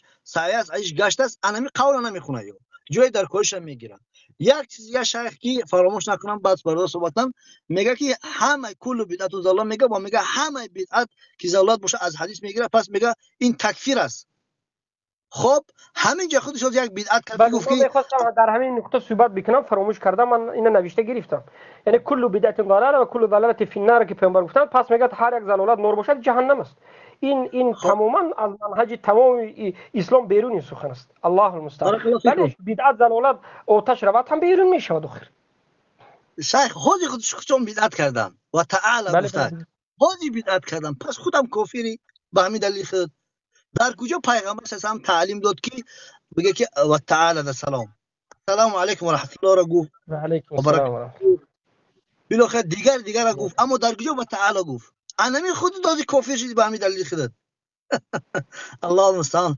برادر باقی صحبت کردن صحبت بیسا بوده لیکن وقتی برادران بارک الله فیکم اهلا و سهلا عمران حفظك الله یک لحظه به مهمان این شب به برادر عمران یک صحبت بتیم السلام علیکم و رحمت الله و برکاته استاد محترم و علیکم السلام و رحمت الله و برکاته بسایر برادران که در لایف هستن امید که همگی خوب سرمند و سرحال باشین الله متعال شما را حفظ بکنه استاد که جواب دندان شکن به خوارجا دادین استاد من ایران موندم یک نفری که من ابو حنیفه را تکفیر میکنه و این قولا را استناد میکنه راجع به ابو حنیفه و تکفیر ابو حنیفه این تحقیق کرده سر از قولا من منحیز استاد نه عالم هستم نه یک عامی هستم من و اما قدر توانایی دارم که امو دین خودم میفهمم و عقیده خودم میفهمم اما زمانی که یک چند سخن گفت استاد من رفتم تحقیق کردم در جریان از که لایف بود تحقیقم کردم در اول استاد اگر شما متوجه فکر کنم نشدین ما برادران متوجه نشدن دی حرفش در اول لفظ خود که اومد اینجا با سخنرانی خود آغاز کرد استاد ایشان هم اولین ریفرنس داد گفت در کتاب السنه از عبدالله بن احمد بن حنبل رحمه الله گفت از قول امام خطیب البغدادی گفت آورده من این کتابچه نسخه کردم استاد کرده علماء ایران موندم امام عبدالله بن احمد متوفی سال 290 هجری و امام خطیب البغدادی رحمه الله تعالی متوفی سال 479 هجری این چطور نقل کرده الله اکبر الله ما متوجه نشدم بله اینو ببینید یک قولش الله اکبر من اینجا تمام قولش گرفتم و دوم استدلال کرد از قول امام احمد بن حنبل رحمه الله و گفت که امام احمد بن احمد رحمه الله که سوال کرد که دشمنی با ابو حنیفه چطور است که ثواب میبره بله ثواب میبره در حالی که در امو قول در کتاب السنه اساس آمده و اخبرت عن اسحاق بن منصور در اینجا عبدالله بن احمد ذکر نکرده از کی شنیده که ایشان از اسحاق بن منصور شنیده راوی خو مجهول شد بله حالی اینقدر باز میگه عربی را شما نمیفهمید، ما عربی را نمیفهمیم قدر درک کردیم. از قول سیم آورد استاد که ابو حنیفه در مرگ جهمیه مرده و از قول ابو یوسف آورد و در سند از این استاد دکتر محمد سعید قحطان میگه که در سند از این میگه شخص به نام محمد بن سعید بن سالم است که ایشان مجهول است. ما مر سند پیدا نکردم برش. میگه سند نیست. بله سند نیست، میگه ایشان مجهول است. و بعد استاد بازم ایشان آورد در قول صفوان بن عینه رحمه الله تعالی گفت هیچ کس مضرتر از فرزند از ابو حنیفه در اسلام متولد نشده. و وقتی که اینو تحقیق کردیم استاد می‌بینیم که عیناً مسئله در اینجاست که در بین سند ازی محمد ابن ابی عمر است که ایشان مجهول الحال است. خوی قولم ضعیف شد. و بعدا میاره سر قول که گویا ابو حنیفه رحمه الله تعالی گفته که شراب حلال است، کفران است. و اینو من نقل کردم. ایشان گفت از طریق محمد بن سعید بن اسلم و ایشان از پدر خود نقل کرده که ابو حنیفه طور میگفت، در حالی که محمد بن سعید بن اسلم مجهول الحال است. محمد سعید قحطان در کتاب تحقیق خود میگه، در کتاب سنت محققش نیست. و بعد هم دو قول دیگه شما نقل کردیم که ایشان میگه که از قول حماد بن سلمه آورد که ایشان گفته که به الله سوگند ابو حنیفه الله متعال قبر ابو حنیفه را به جهنم تبدیل بکنه، در حالی که ایشان در بین راوی از حسین بن خیاط ضعیف است و ابن معین میگه کذاب و سارق الحدیث. الله اکبر استاد. باور کو تمامی قولا رو کی آورد تمام از ضعیف بود استاد. و این نمی ما ایران موندم استاد. باور کنید من پایین ایران مونده بودم که چتیات میخوانای دی قولا خودش تحقیق کرده یا ما را اهل سنت و جماعت فکر کرده ما کدام مقلد هستیم یا ما کدام نفرای هستیم که اصلا تحقیق نمیکنیم با کورکورانه میریم مقلدت میشیم. نه والله هرگز کی کار ما نمیکنیم. در هر حرف تحقیق میکنیم. اگر حرفت صحیح بود قبول میکنیم، اگر باطل بودی میگیم کذاب هستی. در اول کذاب گفتی امام احمد بن حنبل رحمه الله قول خطیب البغدادی گفت آورده، در حالی که 200 سال در بین امام احمد بن حنبل و خطیب البغدادی تفاوت داره. از کجا توی آورد که در صفحه 19 آمده؟ اینجا نشته کردیم مسعود در ورق. باور بکه یک روایتی صحیح وجود ندارد. ببینید همه روایت اکاذیب. انمین است چخیلی که سلف صالح گفتن. ببینید معذرت خواهی میکنم برادر عزیز، سلف صالح گفتن که هر کسی که از منهج قرآن و سنت و فهم سلف دور شد حتما به یک وسوسه راه دیگری که از کذابین است دین میگیرد. اینا را ما همین خیلی دیدیم. سلف صالح ترک کردند و تکفیر کردند دینشونه از دروغگویی هایی که سلف صالح اونها را همیشه دروغگو متهم میگفتند. همه این سند ضعیف است. بارک الله فیکم. از یادم نبرد. بفرمایید. ببخشید استاد عزیز، و نگفته نبونه ایشان قول قاضی ابو یوسف آوردن که ابو حنیفه در مرگ جهمیه مرده است. من تعجب کردم. یک قول خودتان بیان کردین برشان از کتاب اسماء و صفات امام بیهقی رحمه الله تعالی که خودتان بیان کردین که ایشان میگه که ابو حنیفه چنین گپ نگفته، امام نمیگم. و بعد امام ذهبی رحمه الله در کتاب العلو و آلبانی سند جید میدانه و بغیر آلبانی دیگر محدثین هم هستن که سند ازیده سند زی قول جید میدانن که از قول ابو یوسف آمده که من 6 ماه با ابو حنیفه نظر دیگه کردم، مناظره کردم و هر دوی ما اتفاق نظر داشتیم که هرگز قرآن مخلوق بگه کافر است. حق است. با سند جید آمده من ایران نمیدونم چطور سندای صحیح اعلام میدن و اینها را این تحقیقی که کردید شیخ عمران حفظک الله تحقیقی کردید حتما یک جا جمع کنید، یک در حالت پی دی اف داشته باشید که این یک رساله کنیم همه این گفته های این رو رد به حجت های محمد کردی در طعنه‌اش به ابو حنیفه گفته. این تحقیق را همیشه براره اینا حتما یک جا جمع بکنید و این روایت هایی که من آوردم اینا یک بار بعد از یک هفته یک روایت از نتیجه بحث تحقیق و غیره همیشه بیرون میکنیم، یک رساله به زبان فارسی و این چنین کلیلی توجیهی. استاد ما چنین کارا کردیم چون که در بین استاد می جامعه افغانی ماست و خیلی مردم متاثر از می ابو محمد الکردی شدند از این خوارج و من ابو حنیفه را تکفیر میکنن و تمام شعبات استاد ما تمام شد دانه دانه تحقیق کردیم، تقریبا در حدود 60 قول یا 70 قول جمهوری کردیم و تمام پاسخاش دادیم و ان شاء الله تبدیل کرده روان براتون میکنم استاد. حتما با ما روان بکنید. یکی ببینید برادر عزیز شیخ عمران حفظک الله یک چیزی عجیب او گفت ابو حنیفه میگفتن که ایمان من به مانند ایمان جبرائیل و یا که ایمان ابوبکر به ایمان ابلیس برابر است و ایمان این و آن جبرائیل و غیره و غیره. ما گفتیم سندش باطل است. بعد از این سند دیگر رو خودش ساخت و گریخت و رفت. لیکن اکنون ما یک روایت دیگری رو حالا میاریم که خوب دقت بدید. ابو حنیفه در مسئله ایمان من به مانند ایمان وی این اون خوب دقت بدید که نمی صحبت در حقیقت طعنه به ابو حنیفه است. ما روایت دیگر از دیگر جا میاریم. در اینجا روایت میآید ان ابن عدی روي ابن عدي في الكامل روى ابن عدي في الكامل أن حماد بن زيد قال حماد بن زيد قال بكي بأبو حنيفة قلت لأبي حنيفة أن جابرا روى عنك وإنك تقول إيماني كإيمان جبريل وميكائيل. این از جانب دیگرش. حماد میگه که حماد بن زید میگه که ابو حنیفه را گفتم که جابر از نام تو روایت میکند که تو گفته ای. جابر میگوید که ابو حنیفه میگوید که ایمان من به مانند ایمان جبرائیل است و میکائیل است. آیا همین سخن از نام تو ای ابو حنیفه درست است یا نیست؟ ابو حنیفه رحمه الله میگوید که ببینید قال ما قلت هذا، من این سخن نگفتم.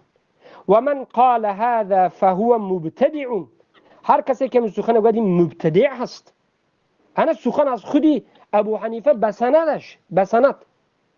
قال أنا كن حماد ابن زيد مقاتكي قال فذكرت ذلك لمحمد بن الحسن ومن همين سخنة باز رفتم بنزد شاگرد ابو حنيفة محمد بن الحسن الشيباني بگفتم كي صاحب الرائبة قول حماد گفتم ابن زيد فقال صدق حماد إن أبا حنيفة كان يكره أن يقول ذلك. بله حماد از ابو حنیفه درست گفته است که ابو حنیفه ایمانم مثل ایمان جبرئیل و میکائیل نمی گفت، بلکه ابو حنیفه این سخن گفتنش چی میکرد؟ بد میدید.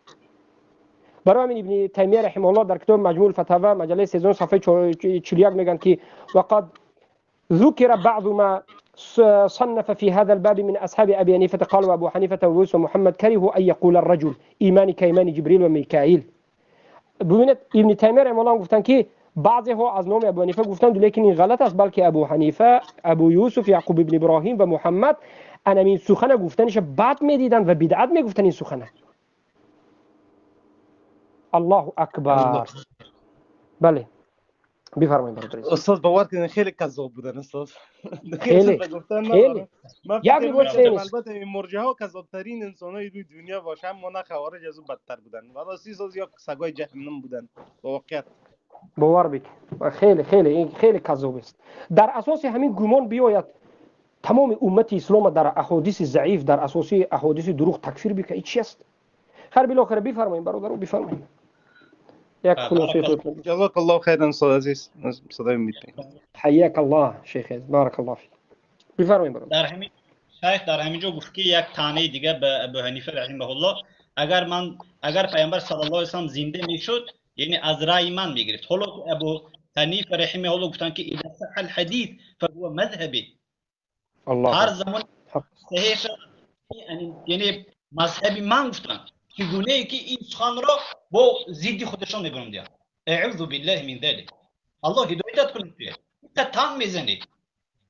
بارک الله. و ایاک. السلام علیکم و رحمت الله.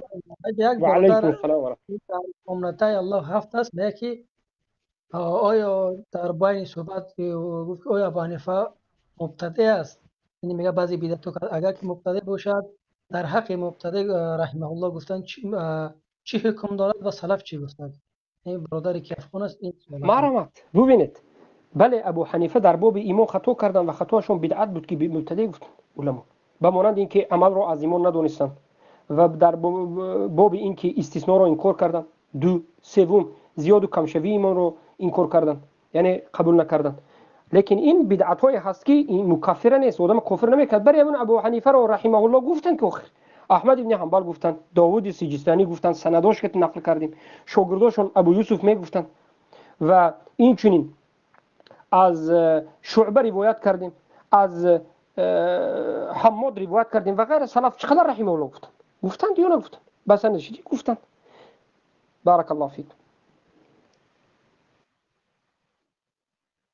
شیخ یک سیگار در دومزد شیخ گفتم میگم خودش بر مسئله احکام مسئله بعضی مسئله حرام حلال یا که بعضی مسئله را آورد گفت که ابو حنیفه به نمی دلیل کافر شده است در زمان پیشتر خودش بعضی از قولای مثال صحابه اشتباه کردن، پیغمبر سلام وارد کرد، از او چیز قرائت اعلان کرد، خودش آورد.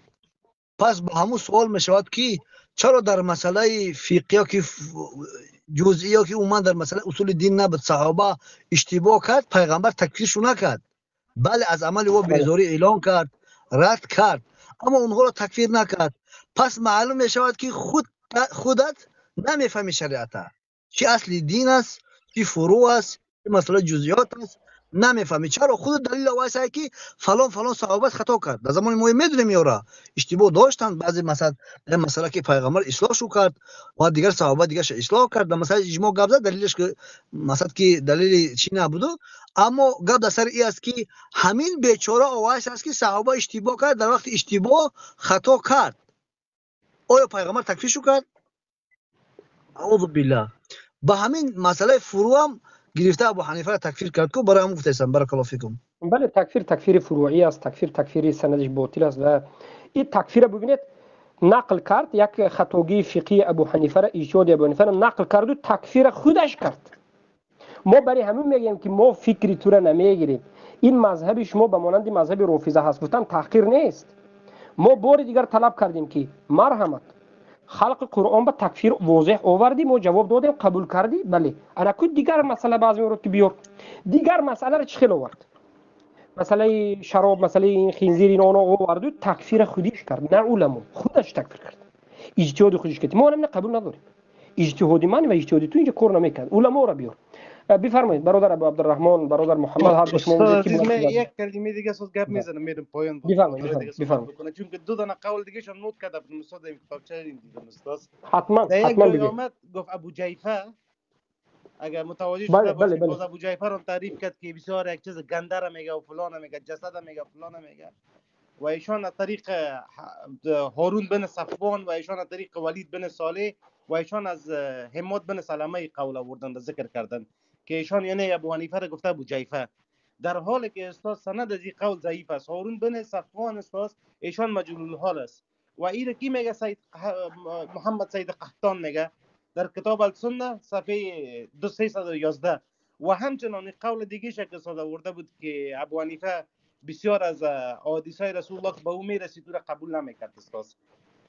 این پیشتر برادر من می قول یاد کرد که از طریق البته یوسف دین در بین راویش استاد یک نفر است به نام یوسف بن ثابت، ایشان تنها یحیی بن معین رحم الله ایشان ثقه میگه، اما امام بخاری رحم الله و ابو حاتم الرازی رحم الله بر وی ایراد گرفته است. بارک الله فیک. اینا جمهور خود از ضعیف میدانم و یک نفر قول شده که میگیره. استاد جزاک الله خیرا که وقت دادین. جزاک الله شیخ عمران حفظك الله اهلا و سهلا، خیلی خوشحال کردید. تعلیق شما تعلیق ضروری بود. ببینید تعلیقی که برادر عزیز ما عمران به شما ذکر کردن، همه سندهای صحبتی ابو محمد کردی ضعیف است. من گفتم یک به درجه عمومی، لیکن حالا میخواستم بروم، لیکن برادر مختصر همه سند ضعیف است. ببینید ای کسایی که ابو حنیفه را تکفیر میکنید حجت ندارید. ای کسایی که امت اسلام به خاطر ابو حنیفه رحمه الله گفتن تکفیر میکنید، اکنون فهمیدید که شما تکفیرتون در اساس جهل خودتون، ساخته خودتون، خصوصا تکفیر عذری، شما در دین الله قاعده نو ساختین. شما از نظر قاعده خودتون مشرع شده کافر شدین. از قاعده خود شما، با قاعده خود شما اگر نظر بکنیم، چخیلی که محمد کردی گفت به سخن خود شما رو ملزم میکنیم. ما هم به قاعده و به اصول خوارجی خودتون اگر شما رو ملزم بکنیم، وقتی که شما ابو حنیفه رو کسی رحمه الله تکفیر کردید، شما یک چیزی نوی رو به دین پیدا کردید که شما چی خودتون ساختید و در اساس همین باز کافر شدید. توبه کنید ای جوانها، از عقب این چنین انسان ها نروید، از عقب این غلو کرده ها نروید. 4-5 یا 1-2 افغانی که چوجه ها هست به واسطه ابو محمد کردی گمراه شده است. مرحمت ابو محمد کردی را دیدید، سندش دیدید، خودش دیدید. اگر 100-200 دیگر میستود، حتما ما این با توخر میرفتیم و ما توخر رفتن به همه شما دستیم. الحمدلله. برادر شیخ محمد و ابو عبدالرحمن سخن بکنید، هر دو شما یک فکر اندیشه خود بگید. برادر شیخ محمد بدورین. السلام علیکم و رحمت الله و برکاته. صبر بله کن بله برادر. شیخ علیکم گوش السلام. کردم. بفرمایید. بارک الله بفرمایید. فیک شیخ، الله یفتون کنه. بله همجا منم یک درباره سخن یک نفر السلام علیکم و رحمت سخنی الله و برکاته. شیخ عزیز این هم خپای ما یو کی هستی؟ نه نه الله نه برادر گاوز هستن. صحبت شیخ کن محمد برادر. گاوز هستن. شیخ نه عبدالرحمن نه نه برادر صحبت کن. صحبت بکن. شیخ محمد صحبت بکنید برادر بعد از آه شما صحبت. بسم الله بفرمایید. بله خب بله بعضی چیزهایی که مثلا شما نگفتید، لیکن از یک قول یکی را ذکر کردنی هستم که شریک از شریک گفت انا میشناسی این شریک کی از چی از گفته دو کرد، لیکن میگوید که کان ابو حنیفه طویل الصمت کثیر العقل، یعنی که مدح کرده است از ابو حنیفه روای قولی که ابو حنیفه یعنی که بعد کردگیش ذکر کرده است و همین خاطر اینها واقعا یک جانب میگیرند و دیگر جانب نظر نمیکنند، جانب هایی که با منفعت خود هست یا که برای که با مذهبی همون بافته و ساخته خودی اونها هست همون جانبا رو یعنی که ذکر میکنند. و دیگر قولایی که مثلا سفیان ثوری که میگون مثلا که کان ابو حنیفه افقه اهل الارض في زمانه. سبحان الله. سفیان ثوری، این سفیان ثوری تکفیر میکند، سفیان ثوری خیل میکند، سفیان ثوری او خیل میکند، میگود همون چی به تاریخ البغداد به بغواردگی سمینم. سبحان الله. حفظك به همین الله. خاطر واقعا اینو سخنهایی که به همون مذهبی بافته خود موافقت میکنن اونها رو فقط میگیرن، قولای علما رو یعنی که همش نظر نمیکنن در بابی مقصد علما در باب یک عالم چی صحبت کرده هستند. بارک الله فیک شیخ، وإياك جزاک أخي الكريم. الله حفظك خیرا الله. ان شاء الله. و من با یک چیز دیگر همجا اضافتاً گفتنی هستم که والله اعلم اگر از همین روز بعد این یگون فخر یگون تعریفی نیست، من با جای عوزیری ها با جای که کسانی که دعوای حنفی میکنن دیگر به همین یعنی که رسانه ها بر اومده دعوت نمیکردم، بهترش در اومده اهل توحید گوش میکردم، با جای اونها حياك الله. میبودم. بارک الله فیک. سني عقل سني عقل. بله. ابو عبد الرحمن بفرمایید. صدو هست ابو عبد الرحمن؟ مسکی جراح یک کمی صدوت نبیزنین یک لحظه. شیخ الله یستون کنه. ابو عبد الرحمن اولا این که به شما جزاک الله خیر و حفظك الله و رعاک کی خیلی به ترتیب وقتی دوره کردید، اولی جناب بود. این اهل غلات و خوارجی خودشون قائل شدن دعوت کردند که دیگر بحث با ان شاء الله خیلی و میشد. این بهترین است. ما عدل نشان دادگی است، صوفیش بام، عذریش بام، مدخلیش بام و خوارجیش بام بوک ندارد. اگر از موضوع نبره بعد گاوزدان گرد دقیقتی برفتم میگیریم. بسم الله بفرمایید. الله استکه من نمون و یافتی اومدگی مایرونه یگون بوده چی بوده راستو کی بود؟ نه وای کی بیای کی اومدگی من جناب محمد امین بود است توجیک. اومد نفسش گشت رفت، استادش اومد ما را دیدید نتیجه شد.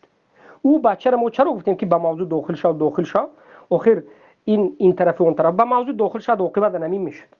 قسم به الله خواه عذری خواه صوفی خواه اشعری خواه حزبی خواه انمین خوارج همین یا ملحد یا یهود نصارا بیارید از موضوع نگریزد. همین در موضوع ایستاد 5 دقیقه رویم کنی ببینیم چی تو گجا میرد و چی دروغ میگه. همیش معلوم است. اینها همین بروزی نیستن، میخوان که گریزن این طرف اون طرف این طرف اون طرف. ای بچه جوان توجیکی که در دست این غلات گمراه شدگی بود توبه کنه که دید که همین روایت ضعیف است. در روایت ضعیف امت تکفیر کرده گشته است. الله المستعان. بفرمایید برادر. الله استون کنه. آخر دودار به فکر ماما یک چند سال خوردی. یا اگر جویتونده میبودم یا کتابه میکردم یا قورب کانده همجا میدرمدم خودم که من دیگه کس نبید. به این بیعقل. و یک آداب تعلیم هم بده گسته آخر. می اومده دارچی بوره تاین سراز و تا خون من حیروش نمی چی گفته است. شیخ الحمدلله درستش کردند. بعد من از شیخ شما میگی الله حفظتون بکنه شیخ.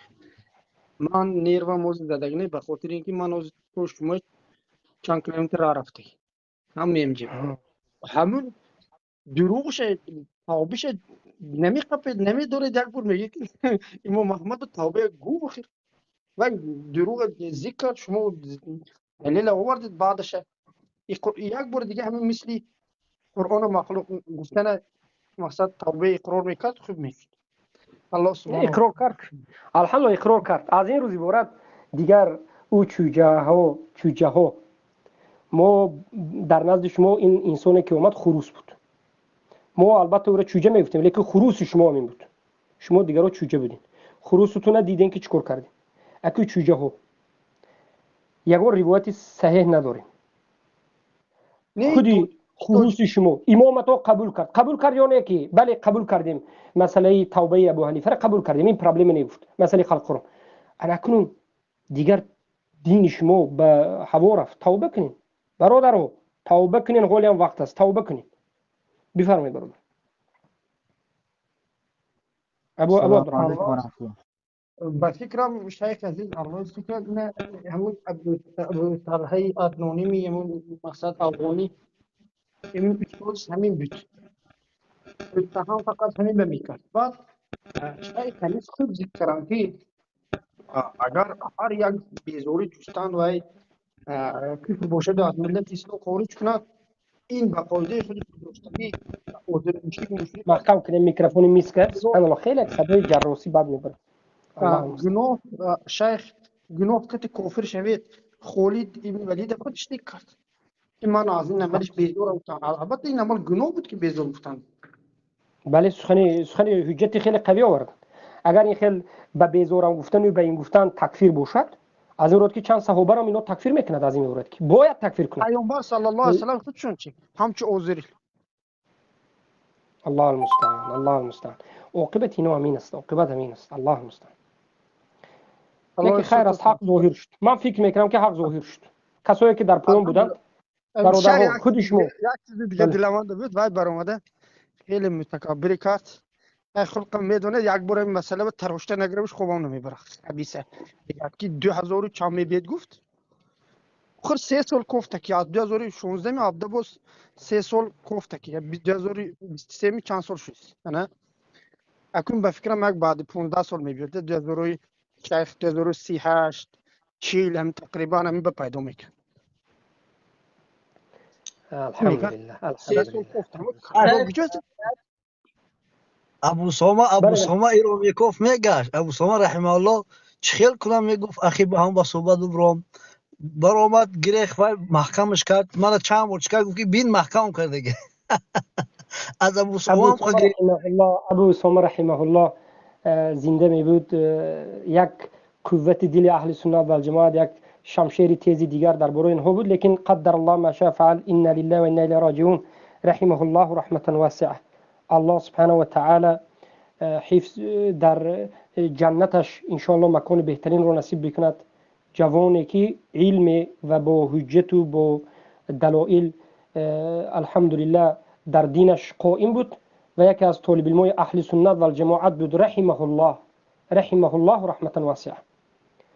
هر باره به یادم میاد باور بکنید چخیلی که سلف گفتند در زمان خودشون وقتی که ابو حنیفه علم با همراه او رفت، قسم به الله با ابو ساما رحمه الله خیلی علم زیاد رفت، خیلی علم زیاده از بین ما رفت. لیکن این البته تقدیر الله است، ما راضی هستیم. بفرمایید برادر. شیخ یک حدیث در مسائلی که ای گفت که لعنت کفر است همه کردی و در حدیث صحیح است که وقتی که صحابه سرش سنگ میزند سرش میدره جنوب میشود خلاصه گپ فتواش میتن صحابه هلاک میشود. پیامبر میگه الله شما را هلاک کنه، میگه پیامبر یارو تکفیر نگفت هلاکتون کند. این لعنت نیست شیخ در مسئله الله. بله در پیش پیامبر صلی الله علیه و سلم عرق خور رو در صحیح بخاری اومده است. لعنه الله گفت. پیامبر گفتن که لا تلعنه، لعنت نکنین، الله و رسول دوست می‌داره. گفتن از مراد که لعنت تکفیر نه برادریز، لعنت تکفیر نه. این خطا است که لعنت تکفیر بیاد، این جهالت است. اهل سلف صالح اهل بدعت لعنت میکردند. لعنت معروف است که یک کسی که بدعت منتشر کرده امت به ضرر میبرد منصرف میکند، حالا که شرک کفر نکرد لیکن عاقبت مذهبش بد است، لعنت شدگی است. شيخ والله أعلم إنه بر أساس همون شخص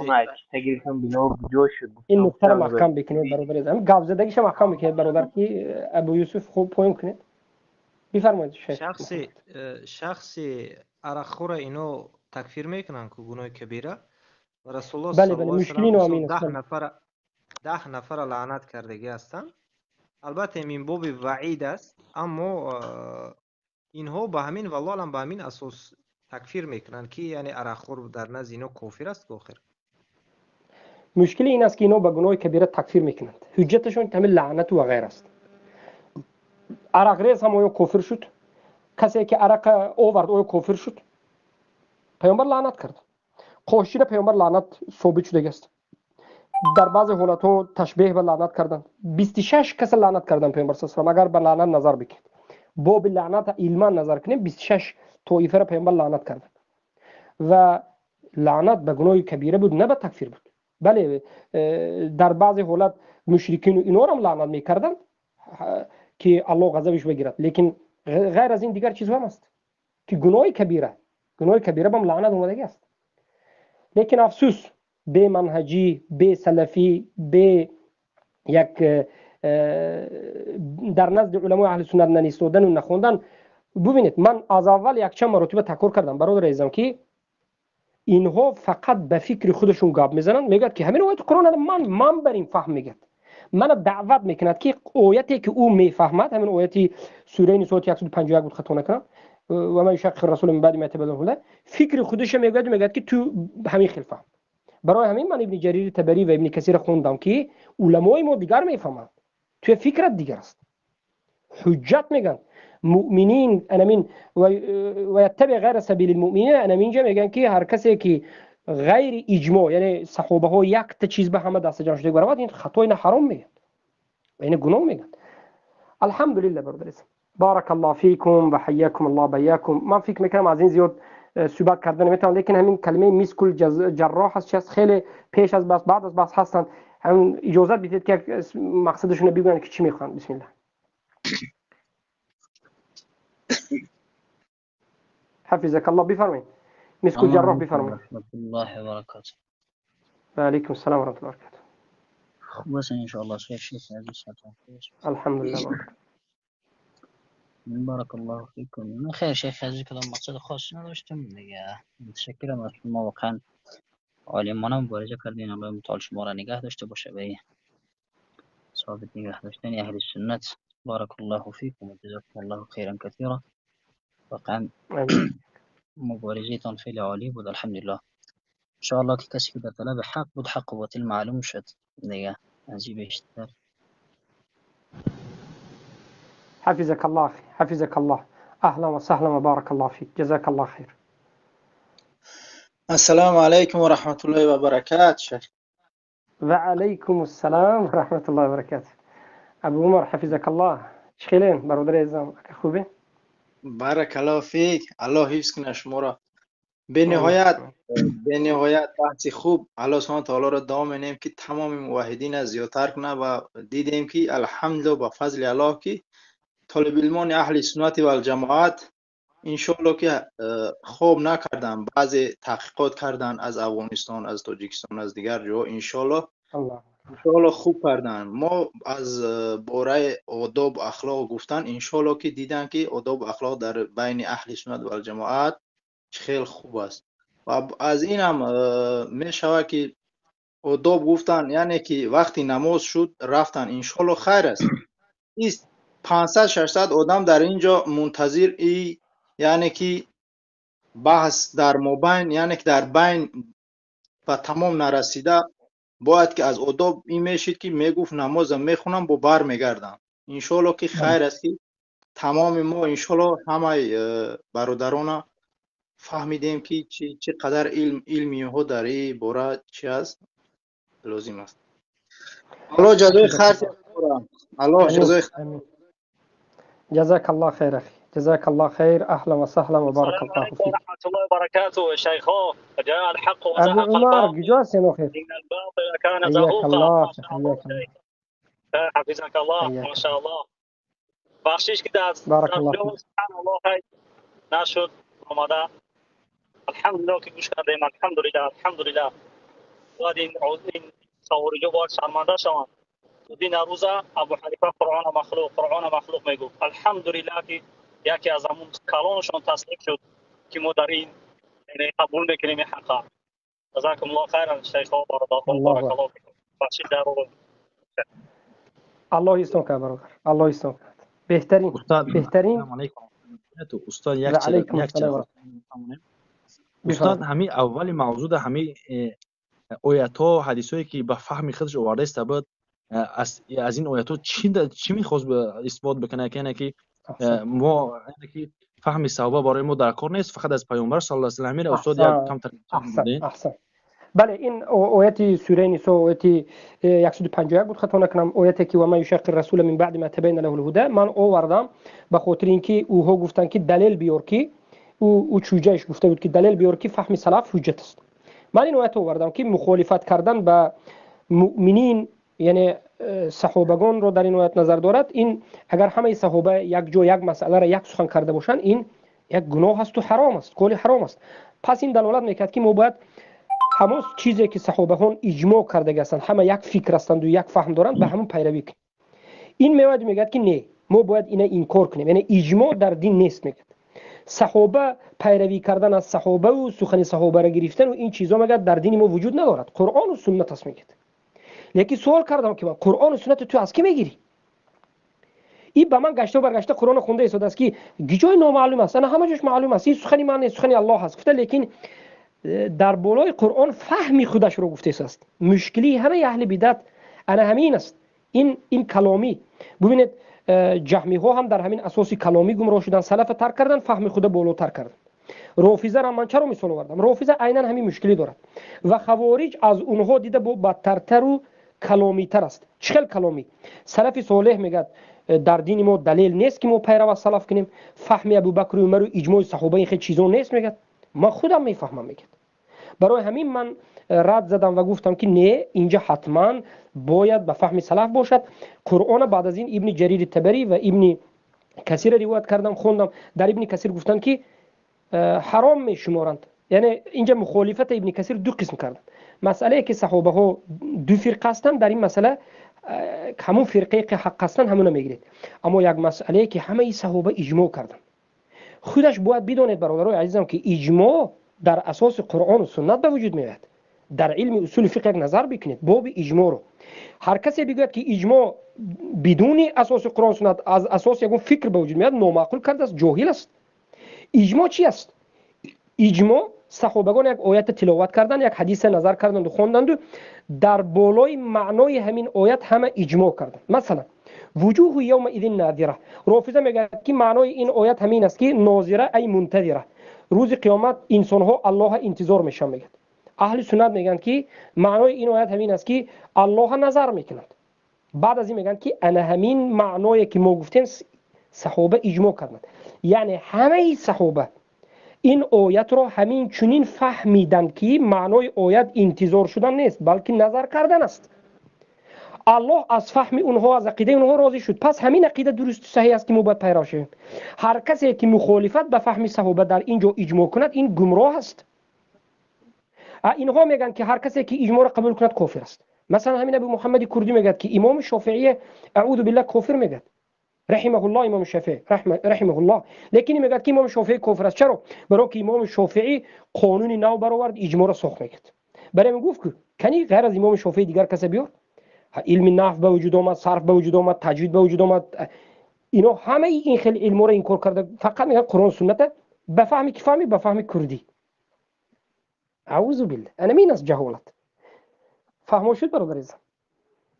بله شیخ چرا بگم ده مثلا امی اجماع میگه که در زمان ابوبکر نبود، پس کتاب رو اجماعی که قرآن رو که جمع کردن کتاب کردن تمام صحابه اجماع کرد، این رو نمیخونه چی مگر یا نخونده است خبیث؟ نه اگر جهالت شمی جهده بله نمیخوند اجماع صحابه خیلی که بله ابن منذر کردن.